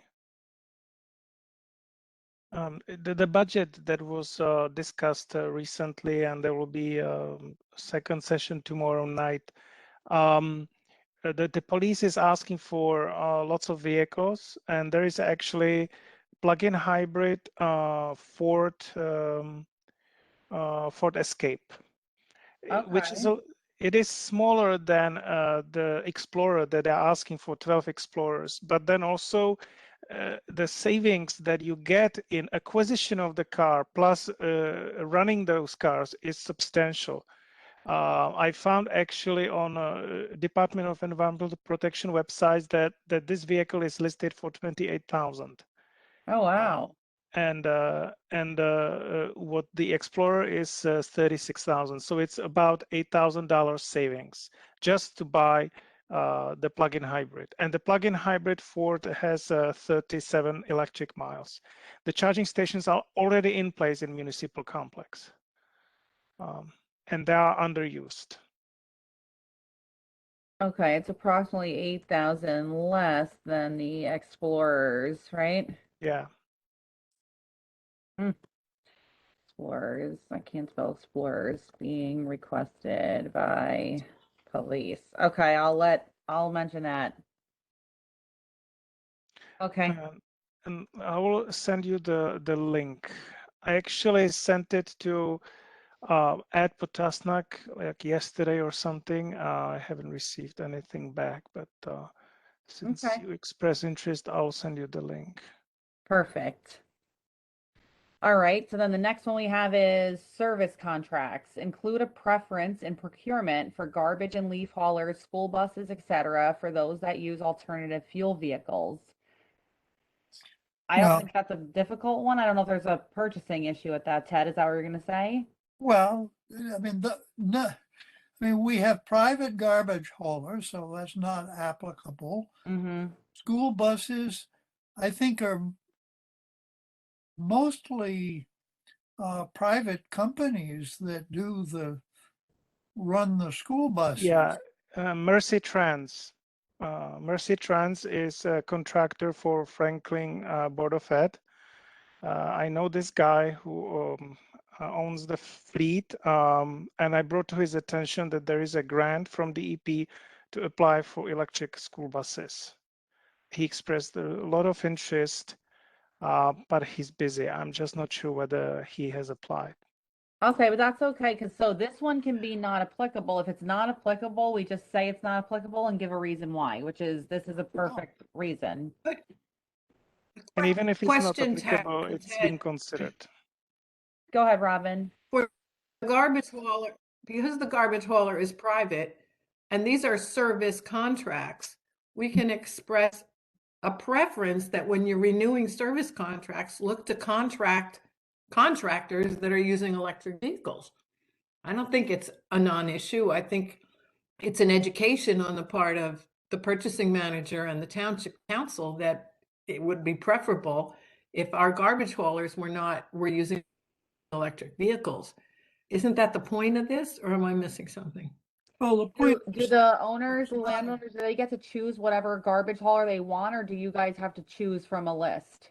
No, the township does it. Oh, well, the town, yeah, some garbage hauler picks up from the municipal complex, but the point is that it's not as if the township can purchase vehicles in these categories. It's under private contract. No, but Ask. doesn't the But- town doesn't the township pick the garbage hauler that we all have to use, that we pay for? No. Okay, then I So the stand individual corrected. citizens choose the mix. But there Then is it's a non. there is a listing on our township website of the garbage haulers. So what the township can do maybe is maybe recommend someone who is greener. That's the most that the township can Yeah. do, I think. That's a good point. But it's ultimately the decision of the resident. I can add a note in Thank you. there. Could the, why am I on caps? Okay. Could the township put preferred list together for webs? I'll fix it up. Okay. But they All right. will not get a grant from the EP because they do not meet the criteria. They would have to have contract with governmental Right. organization or municipality. Got it. That's why Mercy Trans is eligible, because if they have contract with the Board of Ed, that they are eligible for the money from the government. Right. You're right about that. Okay. All right. Let's see here. Okay, the next one, community outreach and education on EVs. So convey the availability and benefits of EV in municipal newsletters, social media, website, etc. I think we do this enough that we can say it's complete and ongoing. You know, we're going to keep doing it, but we've met the initial criteria. Does that make sense to everybody? Yeah. I think so, yeah. We can have EV show. Yeah, for sure. You did have one already. Well, if this can be considered, it was 2019. Yeah, no, it can. And but the postings, we can also just make an effort to put up more postings on the website and Facebook and, put flyers out. We could definitely try and, do something more. Let me add that. Okay. All right, next, so then we have host a ride and drive at a local event. That's what, and I wrote here, I believe Stan held one of these at a municipal event a few years ago. We could work with him to host more. Yeah, we can do that. It's a little bit liability here, but before I forget, there will be actually EV show on April 8th in Franklin High School. I'm Okay. captaining it. One being held on April 8th at Franklin High School. High school. Okay, But it's not going to be ride and drive though. It's only going to be display. So it will be in the category above. display only. Okay, that's fine. Perfect.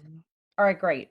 Then we have commercial fleets. Require vendors to use alternative fuel vehicles. Meet periodically with industry professionals to learn about opportunities. So you'll see where I have them blank is kind of where I'm starting to wonder if what is the feasibility of this? Is this something we've talked about in the past, et cetera? So we got that. What do you think about that? Require vendors to use alternative fuel vehicles. I don't think we can really do that from the No, township level. no. That would, eke out a lot of people. Well, contractually, you could make a requirement like that. I mean, it We depends could. on if you want it. To your point, though, it may limit your options. But contractually, you could feasibly require anything. We could. Well, It's what just if maybe- yeah. what Will if anything happen as a result? What'd you say, Ted? But you could get sued though Will also. anything happen as a result? Why would you get sued if you're choosing to partner with vendors only if they have specific services or they execute their services in a certain manner? How would you get sued for that? You make it part of your bid specs. Right. What I mean I is, don't think you get sued for that. Would You it could get limit, multiple limit your vendors. options? Severely, yes. Would it make things potentially more expensive? wait. Yes. Ted, you wanted to say something? well, I'm just concerned, whether there would be any vendors who could meet the requirement if you required them to use electric vehicles. Yeah, and maybe it would not be a requirement, but it would be strong preference, which means that you post it up, Or and those who want to get the business, they can get electric vehicles. And in the future, when Could I make a recommendation?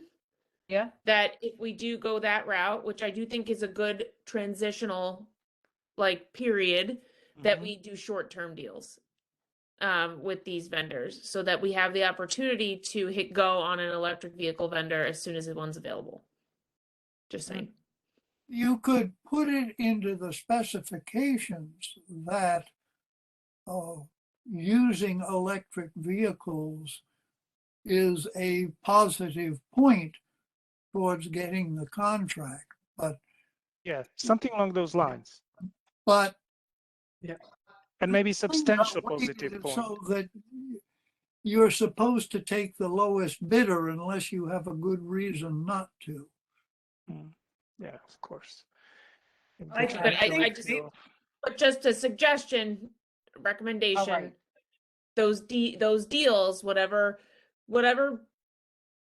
bid we end up going with, I just recommend we do a shorter term deal so that if a new vendor comes onto the market with an electric fleet, that we could do another bid round of bidding and have that vendor bid. Well, especially- our deals are, I would say, for 3 years at maximum. And some things short. I was gonna say do a 1-year deal because honestly, with the rate with which the EV world is changing, and I understand where there's some hiccups right now, but I think you're gonna see something like that become available faster than you think. Yeah. I'm just wondering if another the- approach, Like Rivian. another approach might be that for each bid round that goes out, that we have at least one vendor applying who's got an EV option. That would help us start to see the relative pricing.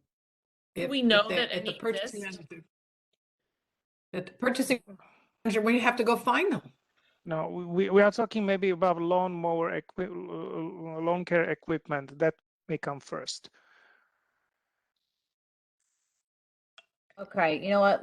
I will put this on the list. I have it highlighted here in red. I will discuss that with Bob Vornlocker to see what the actual feasibility of doing something like that is. I do think it's a I think preference. it's the thing to do at this point.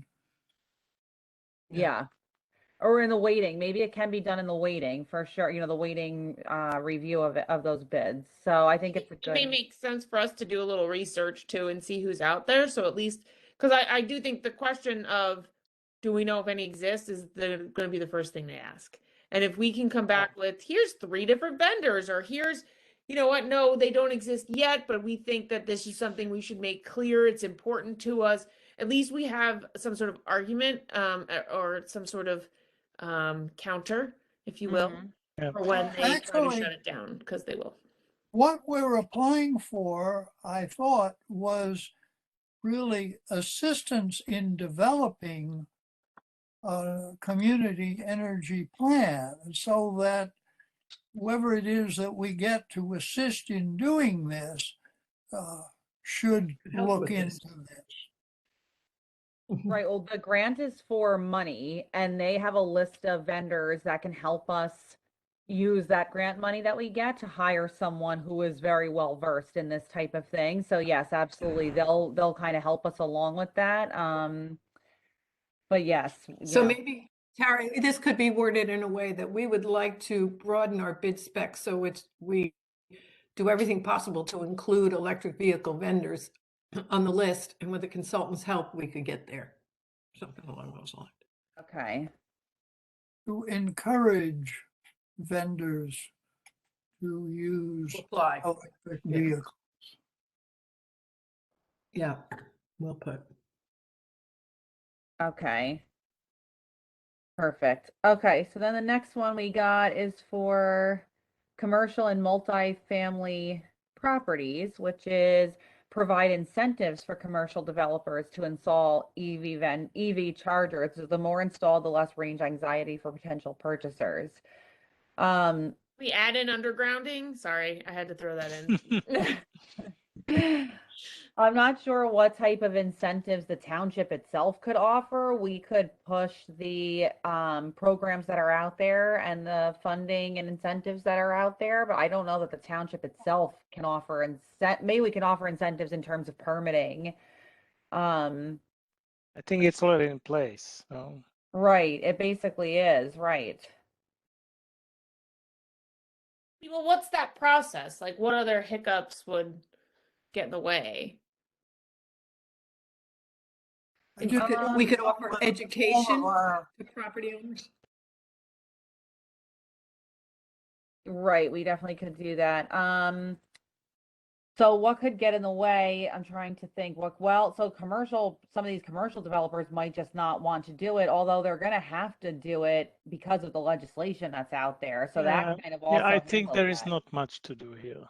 Yeah, so the legislation really handles that, and the planning department is looking for that that's as for well. new development, but we want to see charging stations installed at existing developments. And that's what the BPU has the program for this. We heard Right. about this on their webinar. So that's really what it is. Is it for commercial? I think it is. I think it is for commercial. So we can push those programs, and we can put that in there, that we can push these programs, and that we do have some permitting incentives in place and zoning incentives. We can push it with HOAs and with multi-unit dwelling owners, because the assessor's office knows what's a multi-unit apartment building, as well as where the condo associations are, and we can push education through both of those. Right, that works. At least some of them know. I mean, certainly John Luce has said that his condo association is considering applying. Paul Walitsky said that Canal Walk is definitely applying for its enclave apartment buildings. So, Right. Okay.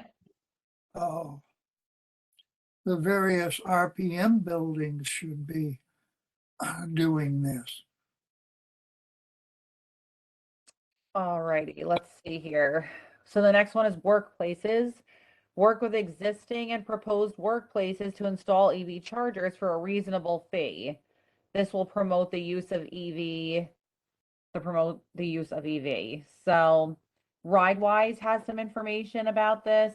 There's also information through Sustainable Jersey, the actions that they have that can be looked at. I don't know that we do this. Work Now, with the the, other thing I just, how oh, go about ahead. working with the Chamber of Commerce? We could do that. Now, I just want to say, I should have probably said this in the beginning too, but we have more to get through, which is fine. When we are agreeing to do the, no, I shouldn't say agreeing, but when we're recommending to include these initiatives in our plan, we could probably find a way to include all of them in there, but it's not possible in any capacity to do all. So we just want to make sure too, like this is a good one, but is this something, I guess this is something we could do if we just work with the Chamber of Commerce. That's probably an easy one. When I was promoting workplace charging at Colgate, I've been told that the LEED certification does not require charging station. And so they were reluctant, but I think at the time I was departing, they said that there was some change. And then now workplaces are incentivized if they want to have some certification, be it LEED Tara? certification or something else. Tara, we can also work with the Franklin Interfaith Council to get to the houses of worship. We have 65 houses of worship in town, and they're all employers. Right. You're right. Interfaith Worship Council, right? That's a Okay, good yeah, idea. absolutely. That makes sense. Okay, so we can agree to do that. And they have, Sustainable Jersey has a lot of information on this already, so we could kind of just promote that. Okay. Let me highlight. Awesome. Okay. Now we got automobile dealerships. Work with local dealerships to encourage purchase of EV. So there's online training available. There's online training available in those two videos you'll see I posted here. Plug in America has an online training for car dealers, and then SARTA, which I think is oh gosh, I should know what it is. SARTA dealer and consumer videos. Basically, it's videos for people that are selling cars about how to promote the sale of EV. So I mean, I guess we could send out or put a post up or something like that. We only have one car dealer in the township, the Subaru. Right. I don't know where they Yeah. are in electric vehicles. Yeah, and Tara, the Plug-in America is already in contact with all dealerships with NJ Car and stuff. I don't know how much we can do here. Okay, so should I put on this one that and you said, I'm sorry, who was already a Plug-in America? Plug-in America is in contact with NJ Car, New Jersey Coalition of Automotive Retailers. One more time, sorry, college. No, with the New Jersey Coalition, NJ Car, CAR. Coalition of Automotive Retailers. Automotive Retailers. Okay, so we could basically say this is like basically already being handled. Mm. Okay. But Great. I think Ted's comment that we have one dealer is pretty much killer, Okay, so I'm going to say not applicable for this one, and I'll put that reason why. Not application. Okay, there we go. All right. Okay. So anti-idling, enforce New Jersey's law that prohibits idling for 3 consecutive minutes. We know what this is, police, etc. So I have been asked to do the anti-idling ordinance, and as such, I have asked Justin to start researching it and drafting it. He is interested in environmental law. That's what he's studying, so he's working on that. So Justin, at the next meeting, we'll talk about that, but just to let everyone know, we are working on that and that will be hopefully adopted by the end, soon, by the end of his internship, we'll see, but we're working on it. Okay, excellent. So I'm gonna say ongoing, they say, WIP, work in progress. yeah, working on this. Okay, so that I'll add, because that is ongoing, so that's easy enough. Then we have alternative commute program, promote any form of commuting, any other than a single occupancy vehicle. Municipalities can offer their own incentives, use as a demonstration, and they get recognized in some way. Yeah, complete streets, right? Yep. And working closely with RideWise. Yes, absolutely. So we'll just say, we have complete streets policy passed. Also, I'm gonna write EC reviews, site plans. What is that? When you do it bi-weekly? No, bi-monthly. And provides comments on alternative transportation. Okay. We'll work with RideWise. Okay. All right, that works then. So that shows that we're continuing. All right, that's good. Do we get buses or probably not, right? Oh, I don't think so. What do we got here? Land use policies. Promote smart growth through strategic planning. Limiting the number of single occupancy vehicles is the best way to reduce GHG. So I'm gonna again say complete and ongoing for this because we are like updating our ordinances as often as we can. We're updating our plan review. We are keeping our plans up to date. So I think we can meet this. I'm just gonna leave that for now. Does that work for everybody? I just have one question. I mean, we have all type of medical transport all over the place here. Do we capture them or we control them or can we incentivize them in any way? No, No? The private? I mean, well, there's the first aid squad. But that's I guess much more. the vehicles I'm seeing are county, I guess they're the county medical transport and transportation, but it's not all for medical. There are other. Well, yeah, the county, like the dash Yeah. line, but that's county. The Yeah. medical transportation, the East Millstone First Aid Squad covers part of the township. Robert Wood Johnson covers a large part of the township. There's the Kendall Park First Aid Squad. I would actually be picked up by the Rocky Hill First Aid Squad if I needed it. Okay. But that's how it works. But it's not anything run by the township. Okay. All right, so then moving forward, complete streets, I'm just gonna skip past because that's done. The county has a policy, we have a policy, we have complete streets in our town. How is the presence or existence of complete streets is actually changing the town? Well, in terms of energy, it allows for alternate types of transportation. So that's how they're really looking at it because it's a reduction in the greenhouse gas emissions and the reduction in the single-use vehicle. If we have complete streets, we're promoting walking, biking, driving, obviously, as one. But how is it being promoted? Oh, Well, how are every we promoting it? every time we do an improvement, don't we have to take the complete street guidelines into play and make that part of the improvement?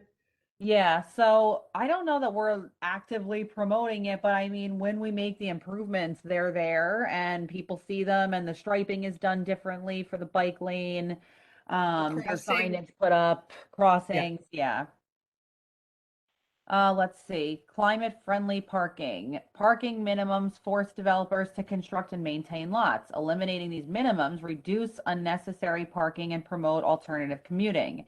So we have changed our parking minimums and reduced them. So this one we actually can meet the criteria for and just say complete.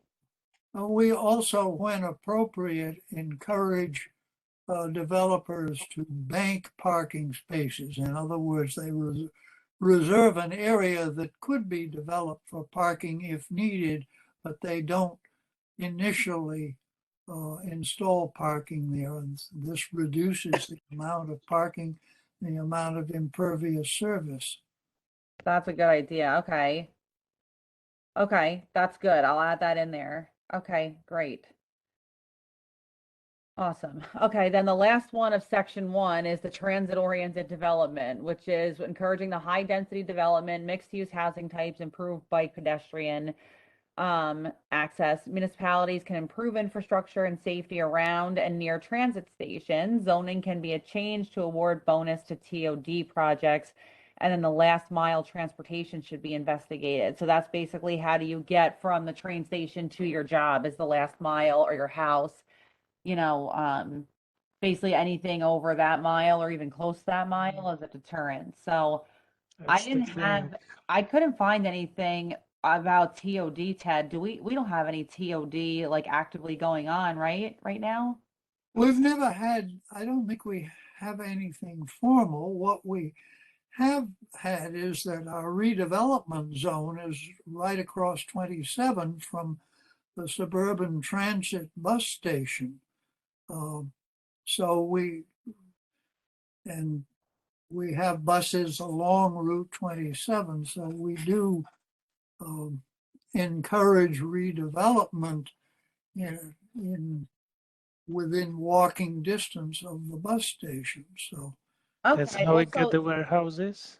you could ask Mark Healy whether we've ever actually done anything formal that would go under transit-oriented development. Yeah, I couldn't find anything formal, but being that we kind of are doing a little bit of this, maybe we can investigate that as part of the plan. Okay, I will check with Mark, but I think this is maybe something we could at least investigate. Okay, so maybe I'm just gonna say I'm like make investigate. Okay, Well, say that our redevelopment zone, where multifamily housing is being constructed, is within walking distance of the suburban transit bus line, and in particular the bus terminal on Route 27. So I don't. okay, that works. It's across from suburban. Yep, But got it. Okay, all right, so that's good. All right, so now we're moving on. Tara, quick Yep. point on that. Use the word coastal instead of suburban transit. Suburban transit got bought by coastal. Coastal is understood to be broader. I think coastal might be more well recognized than suburban transit. That's very local. Is it coastal like this or is it Coach postal? USA. Coach USA, I'm sorry. Yes, thank you, Oh. Ted. Coach USA.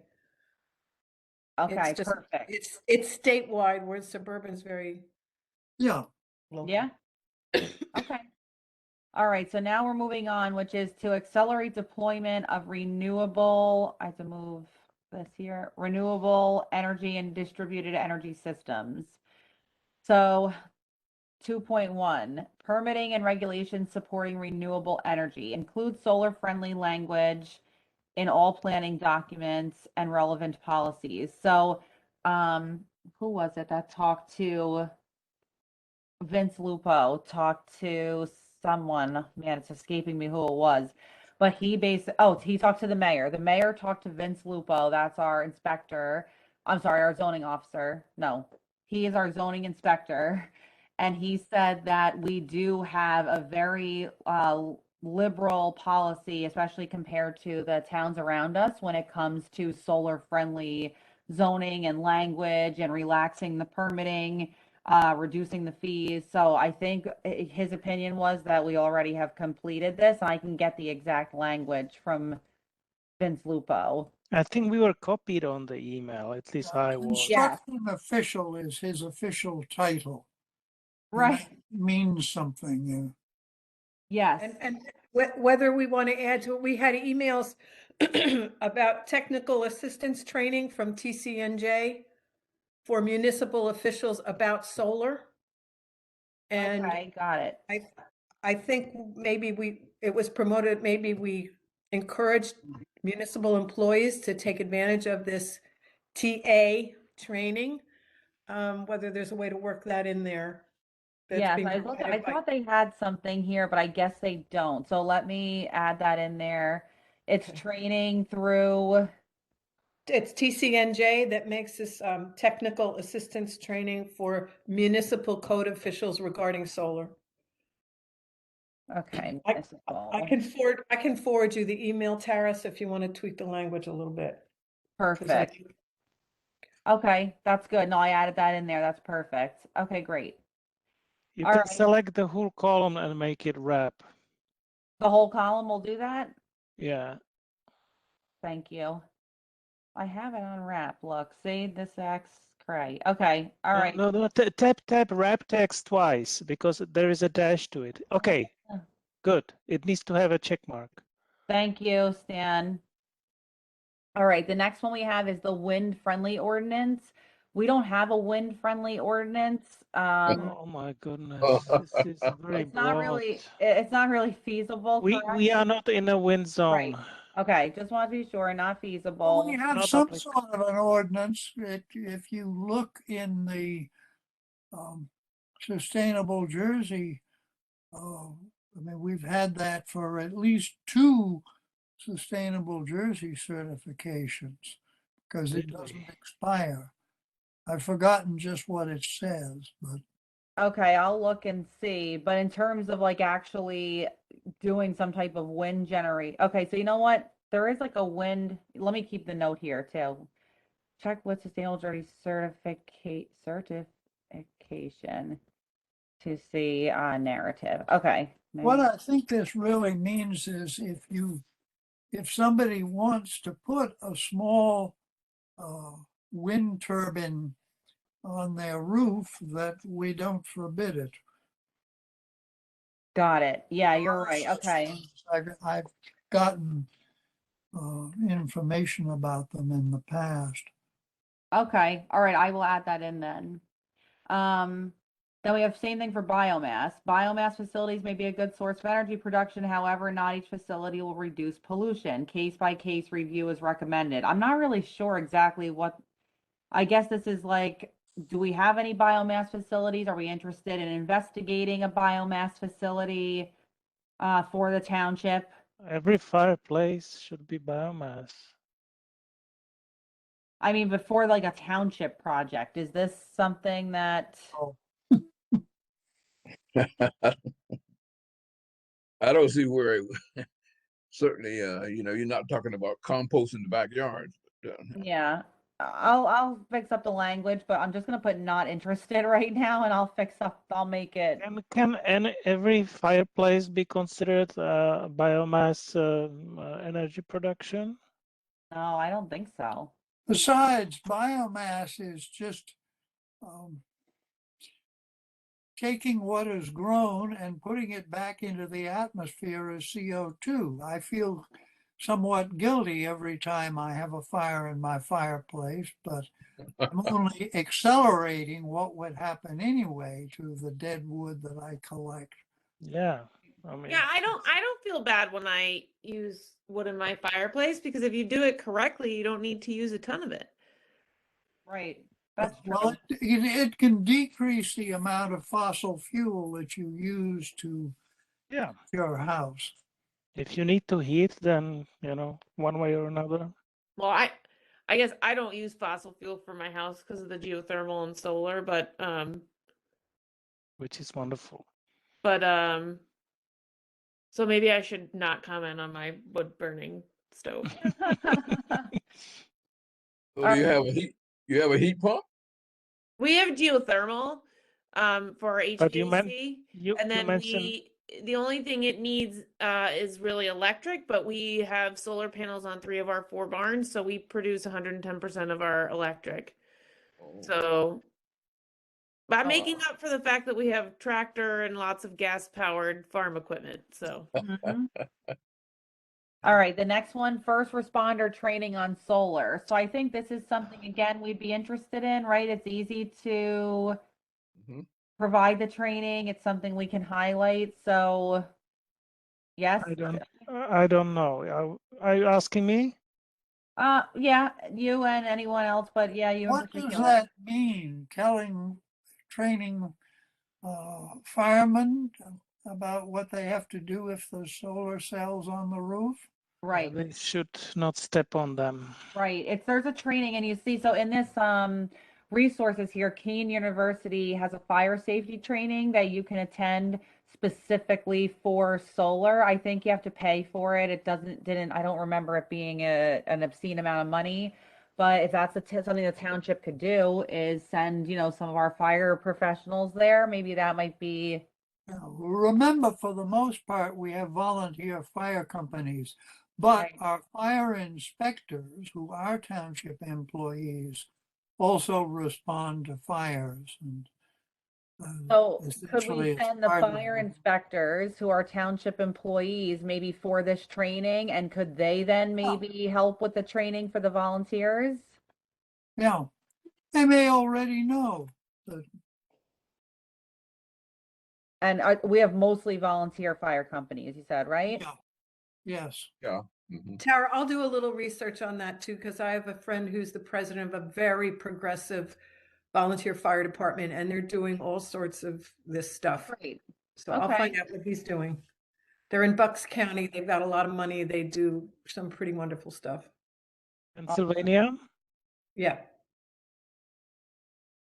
All right, so these I have highlighted, but that was because I was working with Safi on this and I had to ask her a question. But so the next one is for the renewable government energy aggregation, and that's where the municipality would choose an energy supplier as its default supplier of electricity and sometimes natural gas.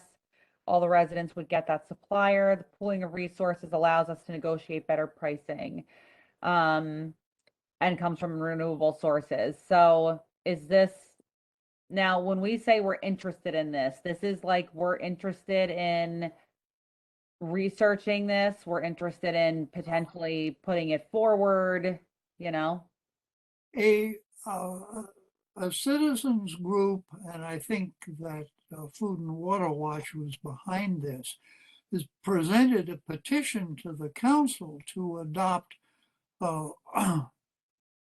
energy aggregation.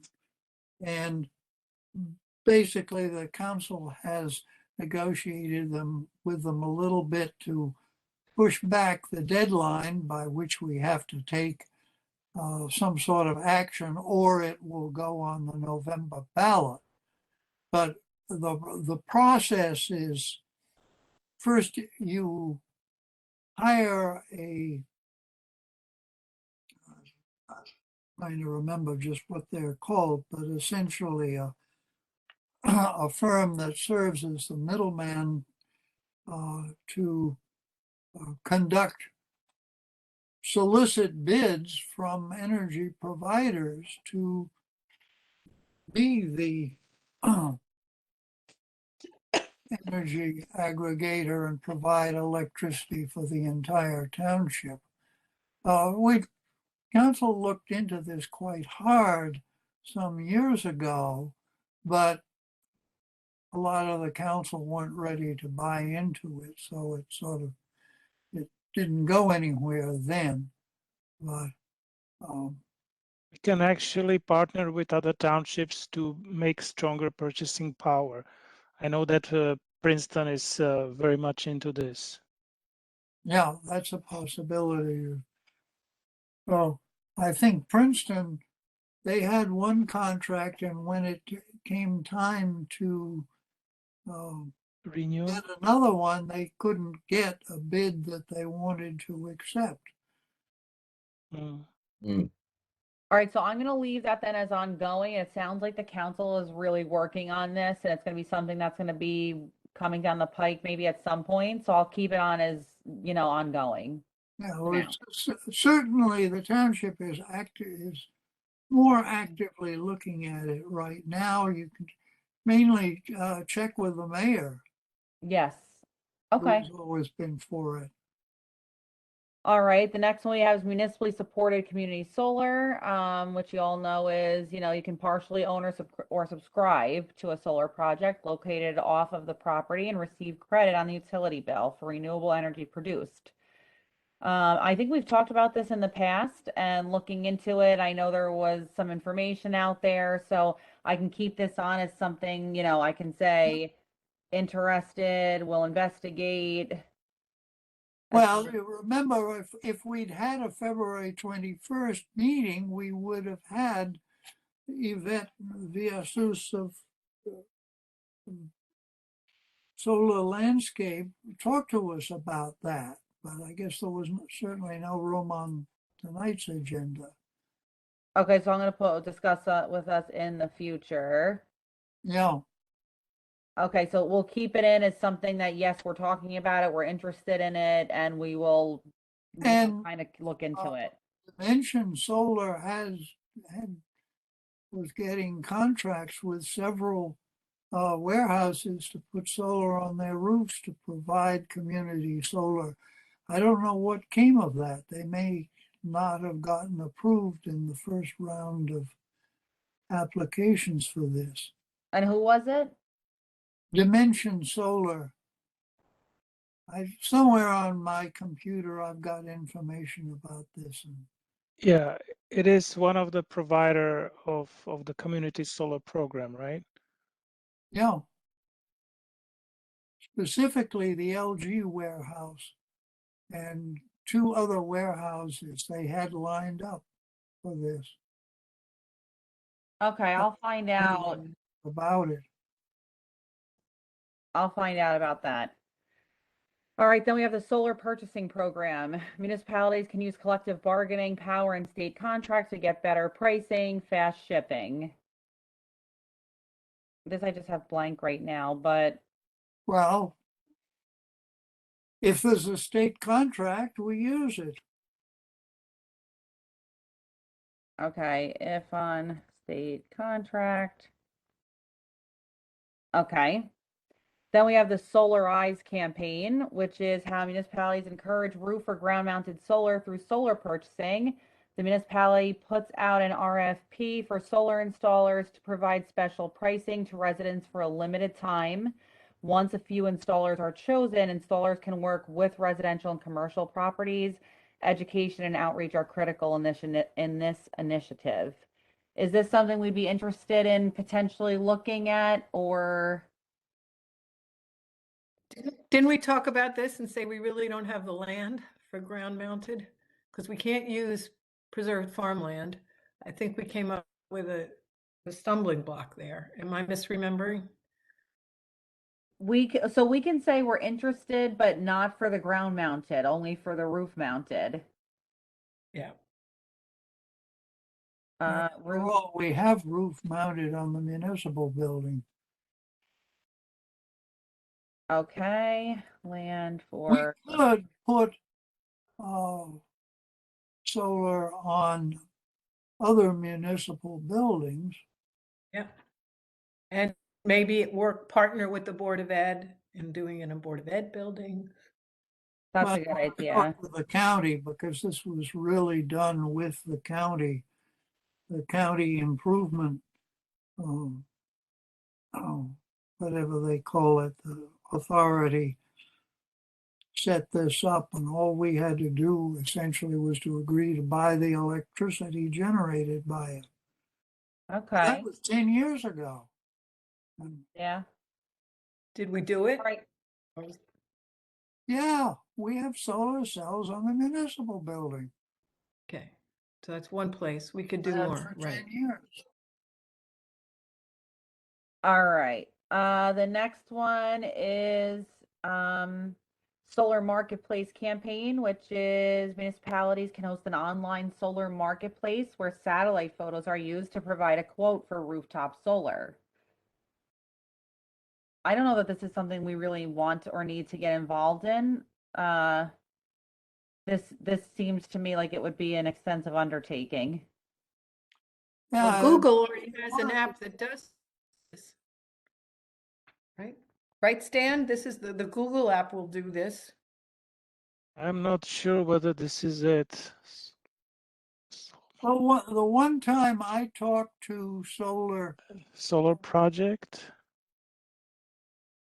Yeah, people, the one you, they immediately called up a Google view and said, you have too many trees. Oh, okay. right, Project Sunroof. that's it. So the solar developers have this all set up to. Okay, so this is really not necessary, basically. I'll make this nice too. Don't worry. I'm gonna write it like I think it right now, and then I'll fix it up. Okay, so the next one is employee solar purchasing program. So Safi was really interested in this one. This is how municipalities can offer solar purchasing to employees as a benefit. The collective bargaining power allows for a better price for employees. So this might be something that we could at least investigate. Yeah, Oh, yeah. Did you mean this? That's for the app. That's the It's a Google app, right? Google Project Sunroof.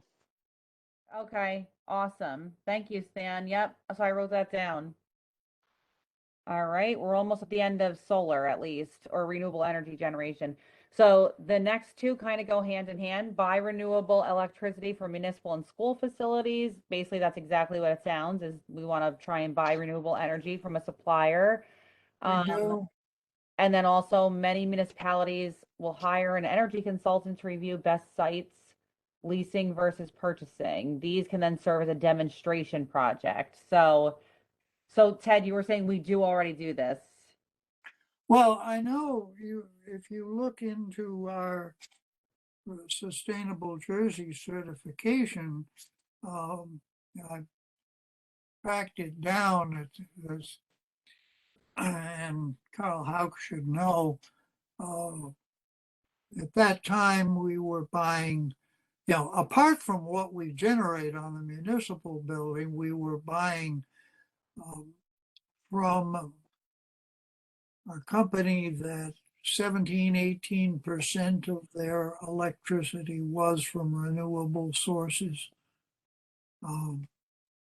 Again, the energy consultants, Gobble Associates, will know what's available.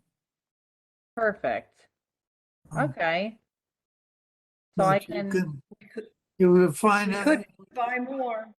basically, you find out who we're buying electricity from and then try to find out how much of it is renewable. I think actually there's a state law now that municipalities are supposed to buy at least 20% renewable. But maybe that's my imagination. okay, I'll look into that. Yeah, somebody in the municipal building has to know where we buy electricity from. All right. And then we basically have this, so on-site municipal renewable energy generation. We do this, as you mentioned. Yes. I know what it is, so I'm just gonna complete and ongoing. Okay, perfect. Complete and on-site. Okay, I'm starting to go. Okay. All right, so now we're into maximizing energy and conservation.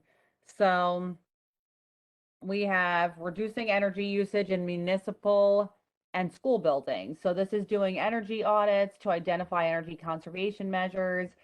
So basically, long story short, I have here that we participated in Somerset County's energy audit program and we use the direct install at 2 buildings. So I did confirm that. Yeah.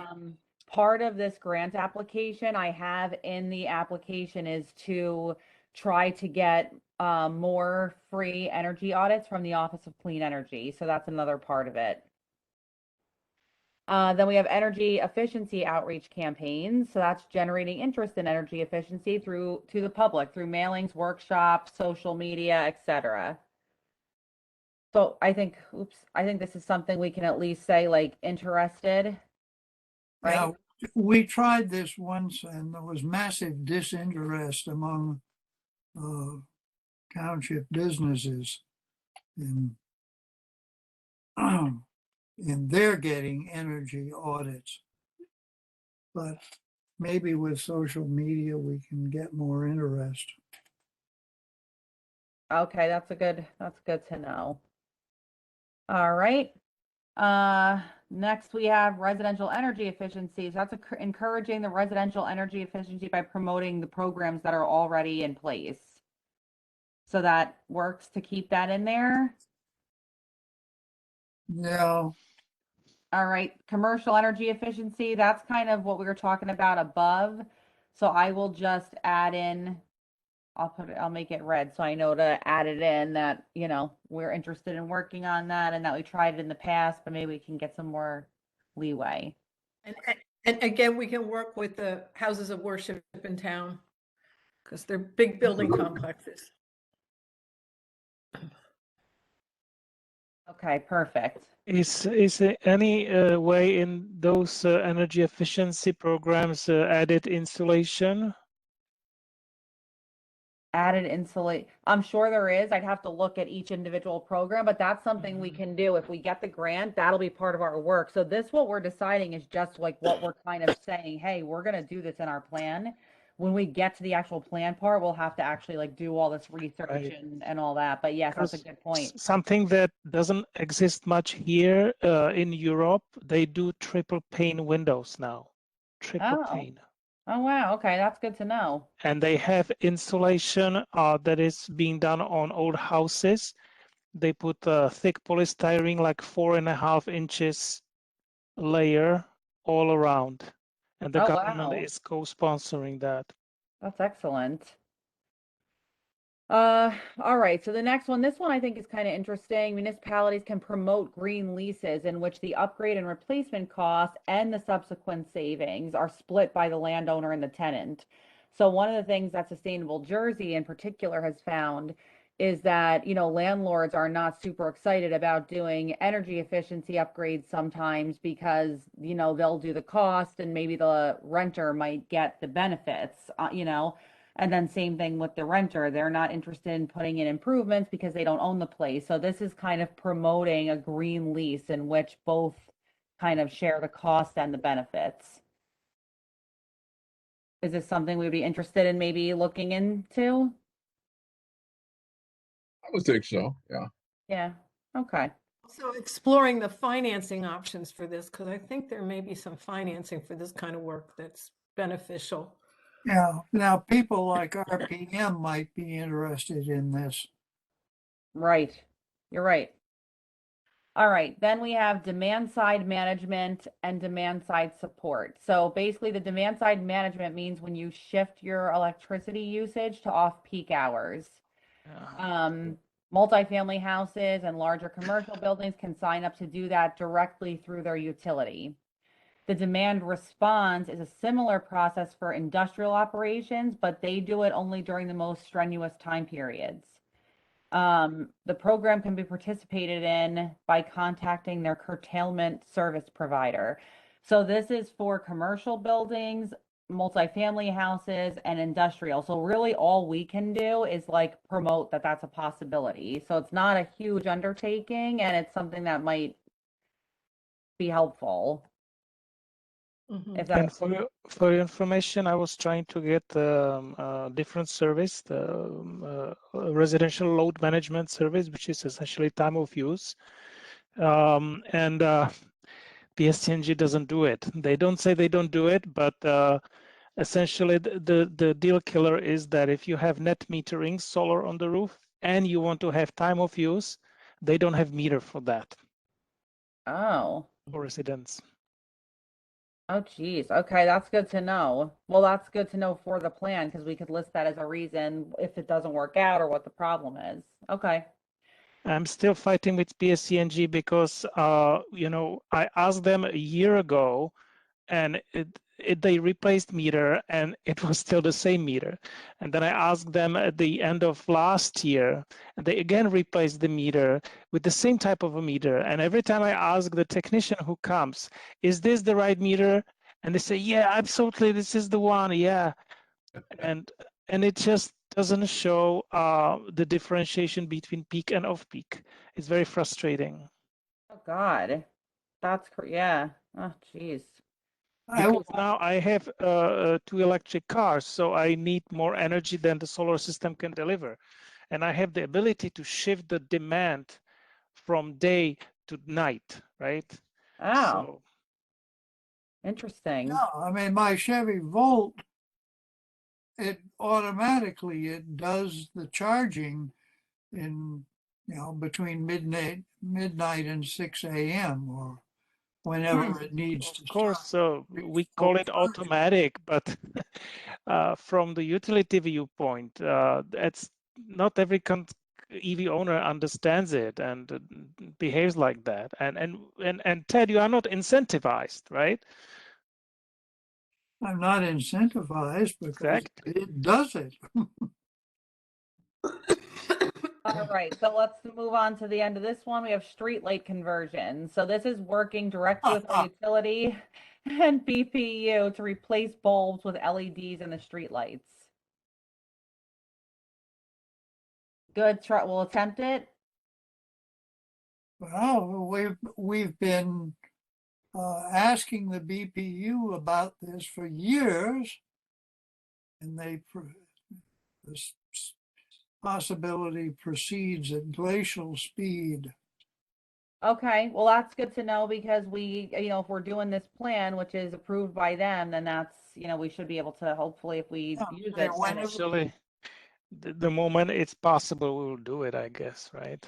Whenever the BPU establishes a tariff with PSENG for doing this, but PSENG has been dragging its feet about, or proposing a very high price for it.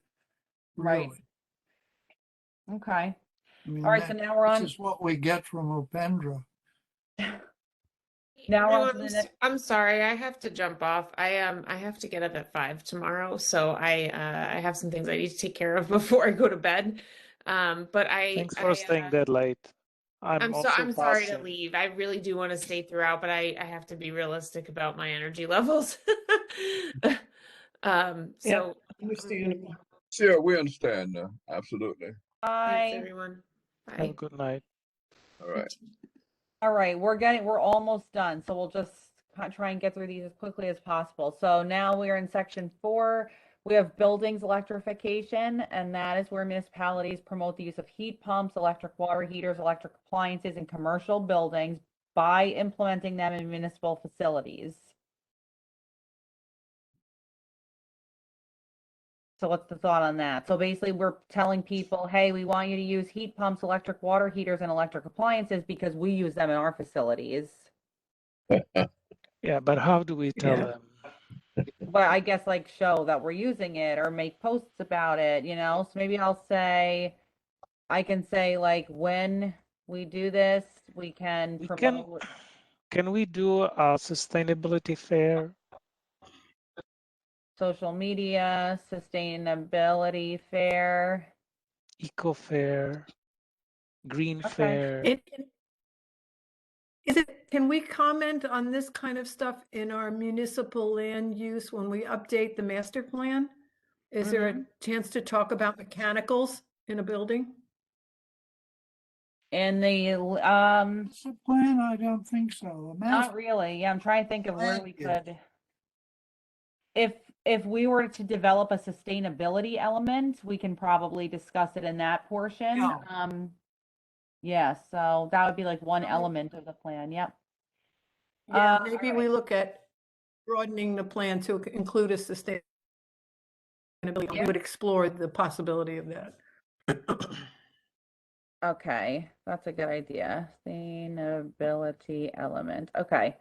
Next one is benchmarking. So this is analyzing our benchmarking programs to determine where there are efficiencies and inefficiencies. So we can use the free energy benchmarking tool.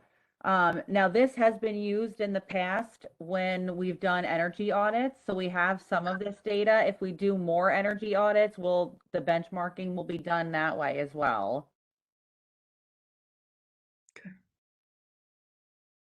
Let me just write through energy audits so I don't forget. Through energy audits. Okay. So then we have building commissioning and retro commissioning. So commissioning is the process of checking the systems and operations of a building and making non-capital changes. So that's behavioral changes such as like adjusting temperatures, modifying the controls so they conform with hours when people are actually there. It does take time. So sometimes people do it every 5 to 10 years. So it's basically like doing an energy audit of your building, but instead of looking at the actual like mechanicals and appliances, you're looking at what is our heat set to? Does it turn off at a certain time? Do the lights turn off at a certain time? So that's actually an exercise maybe the Environmental Commission could do at the Township building down the road. Yeah. And that's a good way to kind of promote, those changes. Yeah. And we write about it in the Franklin Times, in our social media. Right. and- So we are Right. talking about the thermostat. Yeah, things like that. Yep. And publish the findings. And then, yeah, I think that would be a good exercise for us, and I think people would be interested in it. And it says they do it every 5 to 10 years, so maybe we could commit to doing it, like maybe like within 5 years of the plan, this plan. Energy plan being adopted. I think that's feasible. All right, energy savings and new construction. So I have here semi-complete, and that's because we do the the green land development checklist. And that is where we are encouraging energy savings and new construction through a lot of what we do. It's semi-complete. We have been using it. It's just, I haven't really made many tweaks to it as of late. So I guess it basically is complete, but I'll leave it on as like semi-complete right now, and we'll continue getting to the end of that. Ordinances and outreach targeting new construction. So this is municipalities can pass an ordinance requiring that developers submit a green development checklist. So this would be a checklist that developers have to fill out with their application. Yeah, and there are quite a few municipalities in New Jersey that have this now, where they've passed an ordinance and they have to do it. Okay, so we can definitely, So there's that's a lot of models we could follow. Maybe okay. Princeton. I've got information on that from ANJEC, the municipalities that have those ordinances. Okay. RS has info. Okay. All right. And then we have new municipal buildings as model green buildings. So this is municipalities can set a standard of green building for its own facilities up to and including LEED certification. The youth We have a center new said- library. Yeah. We have a new, I'm sorry. No, go ahead. Go ahead. There's a new library plan for Franklin Park. I don't know if that's considered our building or Friends of the Library building, but that might be a place we could try to Yeah, do it should this. be. Yeah. The library board is sort of separate. But they have their own Sustainable Jersey program as well, right?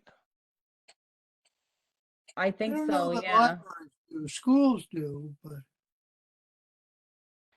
Well, and I'll look at the youth center also to see if they implemented anything that can be like kind of meet this model. The new library plan, I know they had green infrastructure for stormwater management. They had a lot of green infrastructure. So that's something we can add. All right, so then we have effective energy code enforcement. So the state energy code requires that all buildings meet a certain baseline of energy efficiency. Municipalities can ensure that code officials attend the most up-to-date training in energy code. additionally ensuring there's enough capacity for inspectors to enforce the energy requirements. So basically it's saying, we should ask, so we should ask Vince Lupo that, right? Do you feel like you have enough inspectors to actually effectively enforce this code? And also, do you attend the training? I have a did training. Okay. Can't get Vince Lupo to do anything he doesn't want to do. Well, How soon is Vince gonna retire? I can at least say as part of the grant that we've reached out, and even if I don't have an answer, I can say we're interested in this and we've reached out to find out, what the current situation is. Excellent. Yeah. Oh, I mean, he may not. Or if he have does. all his inspectors attend certain sorts of training. Mm-hmm. All right, and then we or they give have you reasons why they won't. right. We have energy efficiency in rental housing. So this is how can we find ways to incentivize landlords to implement conservation measures through messaging, such as telling them there's increased value to their property at resale and increased rental income. Some municipalities send inspectors to rental properties prior to issuing the CO where they can explain these measures. So again, that's another one for Vince Lupo. But I think this isn't this could be, I'm gonna write could be interesting because it could be. There is also resilience against fluctuation of fossil fuel prices, because as we are lately reminded of the stuff happening in Ukraine, the fossil fuels are much more expensive now and people are crying. So that would be also argument for the landlords. If you build something efficient, you are more resilient, that in the future, if something is more expensive, then the heating is not going to be that much. Yeah, so the resilience components is important. Mm-hmm. Agree. All right, now section 5 only has one item, which is municipal owned utility infrastructure. So municipalities can own their own utility and provide energy to residents. This is a huge undertaking, but one that can lead to the decarbonization of the overall energy system. I think this is more feasible for a small, compact municipality. Milltown does this. For Franklin, I don't think it flies. Right, I agree with that. I also heard that Milltown doesn't do it well. But it's anecdotal statement from one person. All right, perfect. All right, adding that in. All right, so we're getting closer to the end here. I think we go through number 7. Yeah, okay, almost done. So now this is all about energy planning. So there's going to be a planning team of the community energy plan, and that should include members that represent broad demographics of the municipalities. We should make sure that the requirements of the members are as minimal as possible, but that they also can be busy enough to continue to want to participate. We would agree that we will be holding meetings of the planning team at various times so that people with different schedules can attend. We're going to post the information in 2 different languages, make sure paper copies are available as well as digital. And I think, yes, we can all agree to that, right? Yes. Yeah. Okay. Energy resources. This is the municipality will serve as a clearinghouse for information regarding energy efficiency programs for low, moderate income and environmental justice communities. Again, this is something we should be doing and we can do, I think, correct? Yeah. Yes. I just have no idea how, but Right. Franklin's articles is about the only thing. Yeah, we can try. Municipal reaches everybody. Energy And there resources. are not-for-profits out there that are doing this, and we can just connect people to people who are Right. constantly researching this stuff. Yep. Okay. I'll have to keep that in bold or whatever I have going on here. Okay. Energy resources for underserved residents, mass mailings, workshops held at the site about energy efficiency programs for low, moderate income and and environmental justice communities.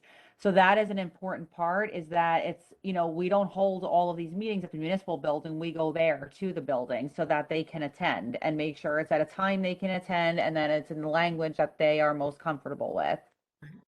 Yeah. That's important. We work with the housing authority, different. Yeah. If the schools teach it, then we don't have to tell adults. What happened? If schools teach it in for children about all of that, we don't have to teach adults. You can send, well, what about all of the adults that don't have children in school? That's an additional thing we can do, but you're right. Yeah, it's just like an added bonus. What? We have adults that do not have children in school? Does it exist here? It's becoming more so, really. All this, all right, let's see. Outreach to underserved community serving organizations. So we're going to agree to offer our guidance and technical assistance to community organizations that serve underserved populations for implementing energy conservation measures. Okay. Again, the Interfaith Council. Yeah, Interfaith Council, the Food Bank, the Housing Authority. There's a lot of them. okay. Yep. All right, Food Bank, Housing Authority. Okay.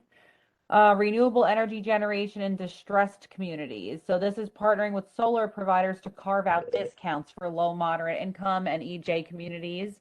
That's maybe using that solarized program, reflecting preferences. Isn't it where the solar program, It's already community at solar work. fits in? Yeah. These were some of the ones that were awarded, right? This was part of what's already happening. So Community solar. Oh. Already happening with community solar program. Yeah. yeah. Okay. But it's generation. All right, let's see here. So then we have shared mobility. So this is ride sharing apps for public EV charging, incorporating infrastructure that allows for these alternative operations. I think this is a no-brainer if that's okay with everybody. Yeah. Especially with ride-wise. Yeah. Encourage the use of traditional or electric bicycles and scooters by launching a public-private network. This is like, I put my initials here because this is something I've always just like really been interested in. It's something we can investigate maybe if everyone is interested in that. Ride-wise, Somerset can certainly help there. Right, absolutely.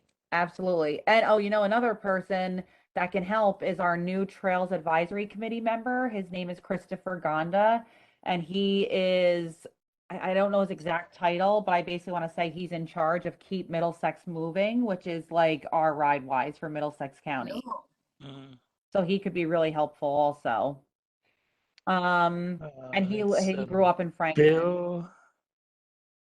We got shared electric automobiles. So municipalities can encourage the use of shared electric vehicles, launching a public-private network. And then the next one kind of goes hand in hand. I like this a lot. I think it's fun. I don't know how we would do it exactly, but basically it's like promoting Uber or Lyft, basically by allowing them, the ones that use electric vehicles, almost like allowing them to have a space like right up front for people to get picked up in. Allowing them to use the chargers, the free public chargers. I don't know exactly how we would do. I don't know if that's like we would try and attempt to work with Uber and Lyft or some other ride hailing company, but it would basically be like you would have an option in your app to choose an electric vehicle. And if you did, you could get like a prime pickup or like a discount or those Uber drivers can use our electric charging stations. I think that would be very, I think that'd be innovative. And it probably Use probably exists somewhere. stations. We just have to do some research. I'm sure it does. It's got to exist in like San Francisco or something. I bet you. Right. Yep. Wow. Okay. I love it. I think that's awesome. Okay. last one, here we go. Clean energy innovation in schools, which is that we work with universities, school districts, schools to promote the use of clean energy as part of a technology program. Students have an active role in the curriculum and educational competitions. Work with Somerset And County VOTEC. Yeah, work Mhm. with Tech. We could work with Rutgers, Yep. Franklin High Maybe School. RVCC. Yep, RVCC. Perfect. Oh yeah, they have that whole I think they're lead platinum building or lead gold. They have their whole build we can use as a starting point to kind of see how they did it and all right. Great. Well, we should incentivize them to lead the way and, do the research and help Yeah. us.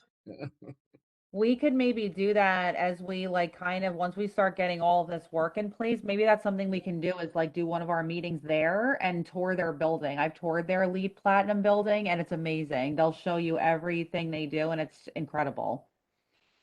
Yeah. We had a tour of the Willow School. a couple of- Oh yes, the Willow School. That is great. I love that there. All right. Clean energy building hubs. So it's basically saying the New Jersey Energy Master Plan calls for clean energy hubs across the state. These can be startups, they promote research, offer training and opportunities. This is basically saying we can become a hub by becoming a welcoming place for green businesses through use of tax incentives, reduced permitting. I mean, so basically I would say to this one, I would almost say semi-complete. And the reason I say that is because we are silver certified through Sustainable Jersey. So we're like a leader in that, in showing that we do these actions. We're silver certified in Sustainable Jersey.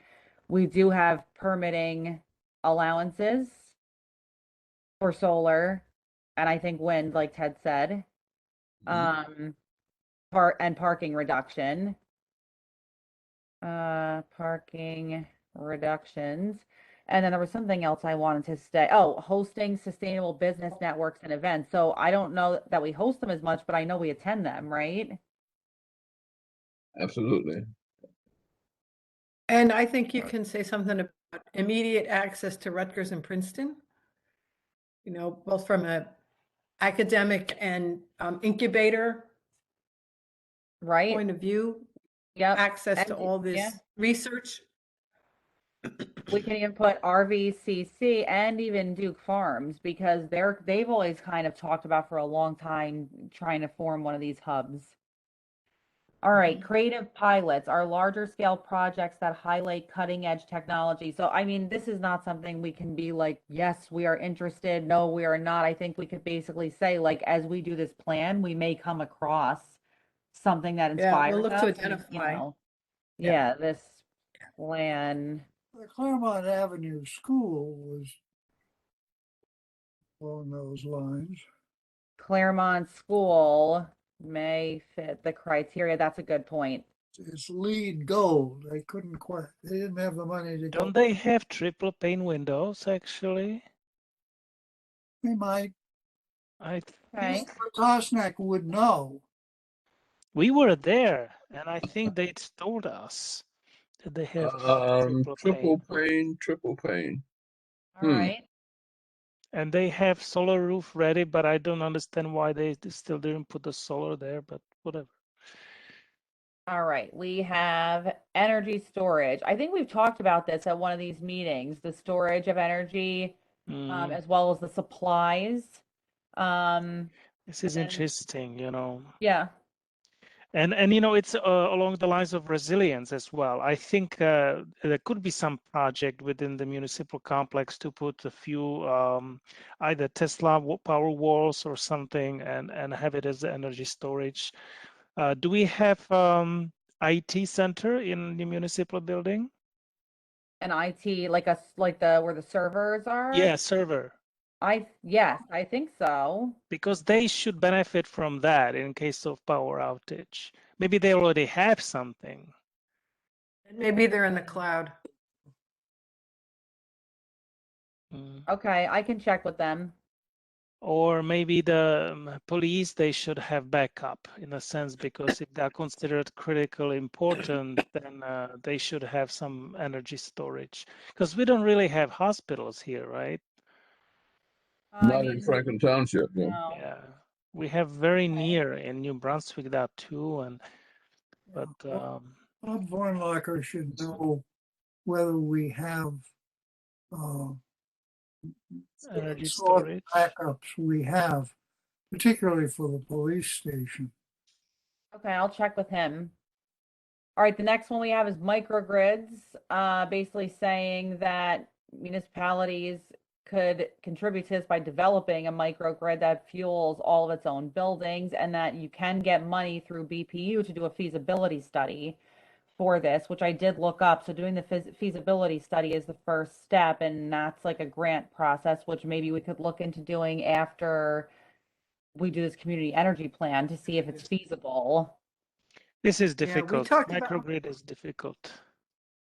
microgrids about a year and a half ago. I remember. I think there's some sort of state law that prevents you crossing streets with Power lines. with your own power lines, which limits microgrids. Yeah, it would be logical for the township to combine with the Spring Hill facility that's right next to us, and then the Regency, the Jewish. Regency is across, right? Yeah, but that's Yeah, across the street. Mm-hmm. But that could combine with Samson G and the post office, for example. Yeah. Yeah. The Stage House Tavern. And the Indian House of Faith, or what do you call it? Temple. The big temple. All righty. And the last one on the list is we got district energy, which is the network of underground pipes that provide heating and cooling to a given local from a central point. This system is best for smaller and older buildings where retrofitting with new clean energy is not feasible. So I would say the same thing as the above. This plan may identify this for us because it's kind of hard to know this right off the top, you know? Yeah. I think that's more appropriate for denser communities. Right. Okay. Awesome. Okay, so now I have all of your feedback. So now we've basically gone through what the entire plan will be if and when we get the grant and what we'll be focusing on. The last thing I want to show you, which will be much quicker than this was. Thank you for taking the time. I appreciate it. Let me stop sharing this real quick and let me just get what the heck am I doing? I don't want to stop sharing that. Okay. This is what I want to show you. So this is the draft of the plan. So basically that exercise we just did, now I can finalize the last little bit here, but I basically have everything ready. This is the Beautiful. administrative stuff, all good to go. Then the appendix is the checklist, which I have in here. I just want to, the certification, this is a placeholder. The mayor has already signed off on it. I just have to go get it from the building. Now, this is the portion I'm going to amend now based on the discussion we just had. So there will be a few things on here I'll have to check that are not checked in right now, which I will do based on the feedback we just had, which is great. I could probably even share that spreadsheet with them if they wanted it, but maybe I'll just keep it for ourselves. And then this is the one thing I wanted to show you. So this is the preliminary budget. So we have to submit a preliminary budget. It's not set in stone. We can move things around, but we do need to submit to them a preliminary budget. So we're eligible for $10,000. Of that, the preliminary budget is $8,500 to an energy consultant. And that is a person who will know this stuff and be able to help us with the recommendations, with identifying the efficiencies and the inefficiencies, and then looking over our recommendations for moving forward and kind of letting us know what is going to work and what's not. So the bulk of it would go there. I did talk to Woodbridge Township because they did something like this and they had used Greener by Design as their consultant. I haven't gotten a response back on the cost, but they used this approach where they had their planner kind of write and draft the plan and do a lot of the research and host the meetings. And then the energy consultant had a very, very focused task, which was to like analyze data and really like do the more like intricate technical things that need to be done. I'm a licensed planner, so I can write and sign and seal the plan. Safi will be working with us and she's going to help me with research. She's going to help us with the meetings, overseeing things. So she'll be integral in that. I've worked with her before. She's excellent. The energy audit program, if we get it, we will apply for as many energy audits as we can get for free through the Office of Clean Energy. So that'll give us data to use in this plan. And then 750 is set aside for the printing of the plan because we do have to, put copies into the 2 languages in the library and in places where people can comment. We then have to print the final plan. And then the last part is $750 is for meetings, advertising, printing, postage, meeting materials, things we need for that. So we could always shift, more if we want to have the energy consultant take on a little more work. We might be able to move some things around, but that's the grant expense and the potential township expense. So this is, Tara, I thought we were an overburdened community and therefore we could apply for the $25,000 grant. yes, so I thought we were an overburdened community also, but when I talked to BPU, we actually are just shy on having the census tracts, the amount of census tracts that we need to be considered overburdened. We're like just shy of it, so we don't get that. But that's okay, because the township said we can still move forward with the $10,000 grant and that, I can use, I have a contract with the township, another land contract, and a lot of that falls under this as well. So I'll be able to help out on both sides, and then Safi will also be able to help. So And just a question. So is Township a firm on their budget side, or they can squeeze more if needed? I've sent this to Bob Warnlocker for his review and approval. I sent it a little while ago and I didn't get any negative back. So I think that I feel Because confident. I'm thinking, since we are talking about the money, Mike Hornsby, who is going to give the presentation on the first responders, whether we could set some award for him or whether this is considered free or. Maybe we might, and that we could move it from, we probably don't need all 750. I'm sure we can bring it down and maybe, squeeze a little out of there, or the township maybe can put more. I'm money not in. saying that we take it from someone else, Well, this is just printing and advertising, Yeah. so I think that that's something we can look into, Mhm. but the township Yeah. I know is committed to doing this plan, so. Mhm. So that's the preliminary budget. The municipal resolution, this is just a placeholder. It was already passed, so I just have to get the signed and notarized copy and insert that in there. And then I had to attach proof of our public meetings. So here's the links to our meetings, so they know that we actually had them and talked about them. Here's all the agendas that we talked about them, and that's it. So I just have to amend a few things and then we can send it off. So we'll get it out before March 18th for sure.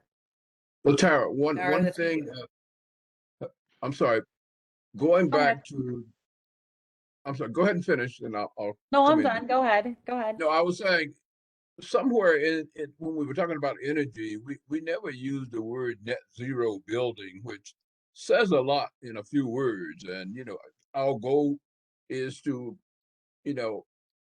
establish as many net zero buildings as possible. So, something like that. I don't know where it would fit or if it would fit, but that brings together, energy efficiency, green roofs, green, grids and everything in a few words. And if we say that, that's our goal or those are our goals, I think it would be a wise thing to do. Okay. Yeah, I think that's something we can add in. I'll find a place to add that in. I think that would work for sure. Okay. All right. We take it from there to get it to the council and have the council commit to that by a certain time. Right. Yeah. Agree. Mhm. All right. So, Make it public policy. yeah. Oh yeah. Wow. So I guess with the amendments that I'll be making based on our feedback tonight, everyone is okay with me going ahead then and submitting. We have deadlines It's a 3/18, so yeoman's job. Yeah, Thank All you. right. Thank you. Okay. All right. So that takes care of that one. The only other grant I want to tell you about real quick is it kind of goes with this a little bit, is the local health assistance grant. So there was a quick turnaround for this. It was a Google form to fill out as the grant application, which was the best thing ever. It was literally a Google form and I was so excited. But basically, Sustainable Jersey has a grant for technical assistance to do a local health assessment, which will help us look at our vulnerable populations, identify areas that are environmental justice communities. How can we address that through climate change and sustainability, specifically looking through the lens of health. And this grant, it's not for money, it's for technical assistance. So they would assign someone to work with us from Sustainable Jersey. I think it's for a year they would do the work for this. So since it was a quick Google form, I spoke to the township manager. He said, just send it in, it's fine.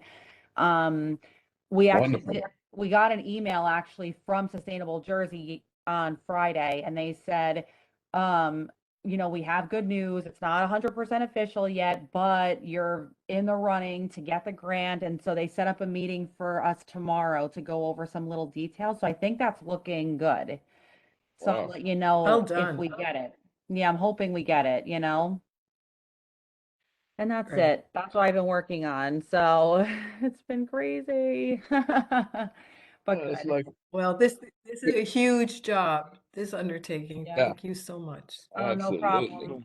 I'm Thank glad it worked you. out. Thanks for staying on. I know it's late. So, and Justin, I'm sorry. Justin has been doing a ton of work, and I told him I didn't think we would probably get to it tonight, but at the next meeting, it'll be Justin talking about all the research he's been doing and work for the certification. He's been doing a ton of great work. So, Thank you, Justin. I see you there. You still with us? Yeah, he's yeah. there, yeah.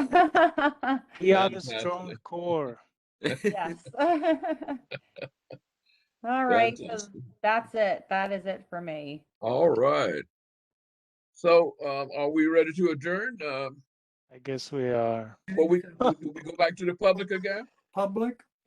Public. Okay, I move We have to to open to public. Let me We see do if there's have. any I public. Hang second on. that. Okay, it's been moved in second that we open the meeting to the public. All in favor, let it be known by saying Yeah. aye. What? Aye. Any opposed? Open the meeting to the public, see who's there. And I'll just go. Bill, hi, Bill. Oh my gosh, okay. Ladies Bill? and gentlemen, we are looking for a passenger right now. Okay, I think Bill is busy doing something. He's on mute, by the way. try him. Excuse me, it's been like 2 hours. I'm gonna miss. I want to know who sees my TikTok. Move we close to the public. Okay. Get a Okay. second? Okay. Yeah, second. Okay, been moved in second that we close the meeting to the public. All in favor, let it be known by saying aye. I Any opposed? Okay, the meeting is closed to the public. Now can we entertain a motion for adjournment? move to adjourn. Second. Been moved and second that we adjourn the meeting. All in favor, let it be known by saying aye. All opposed? All right.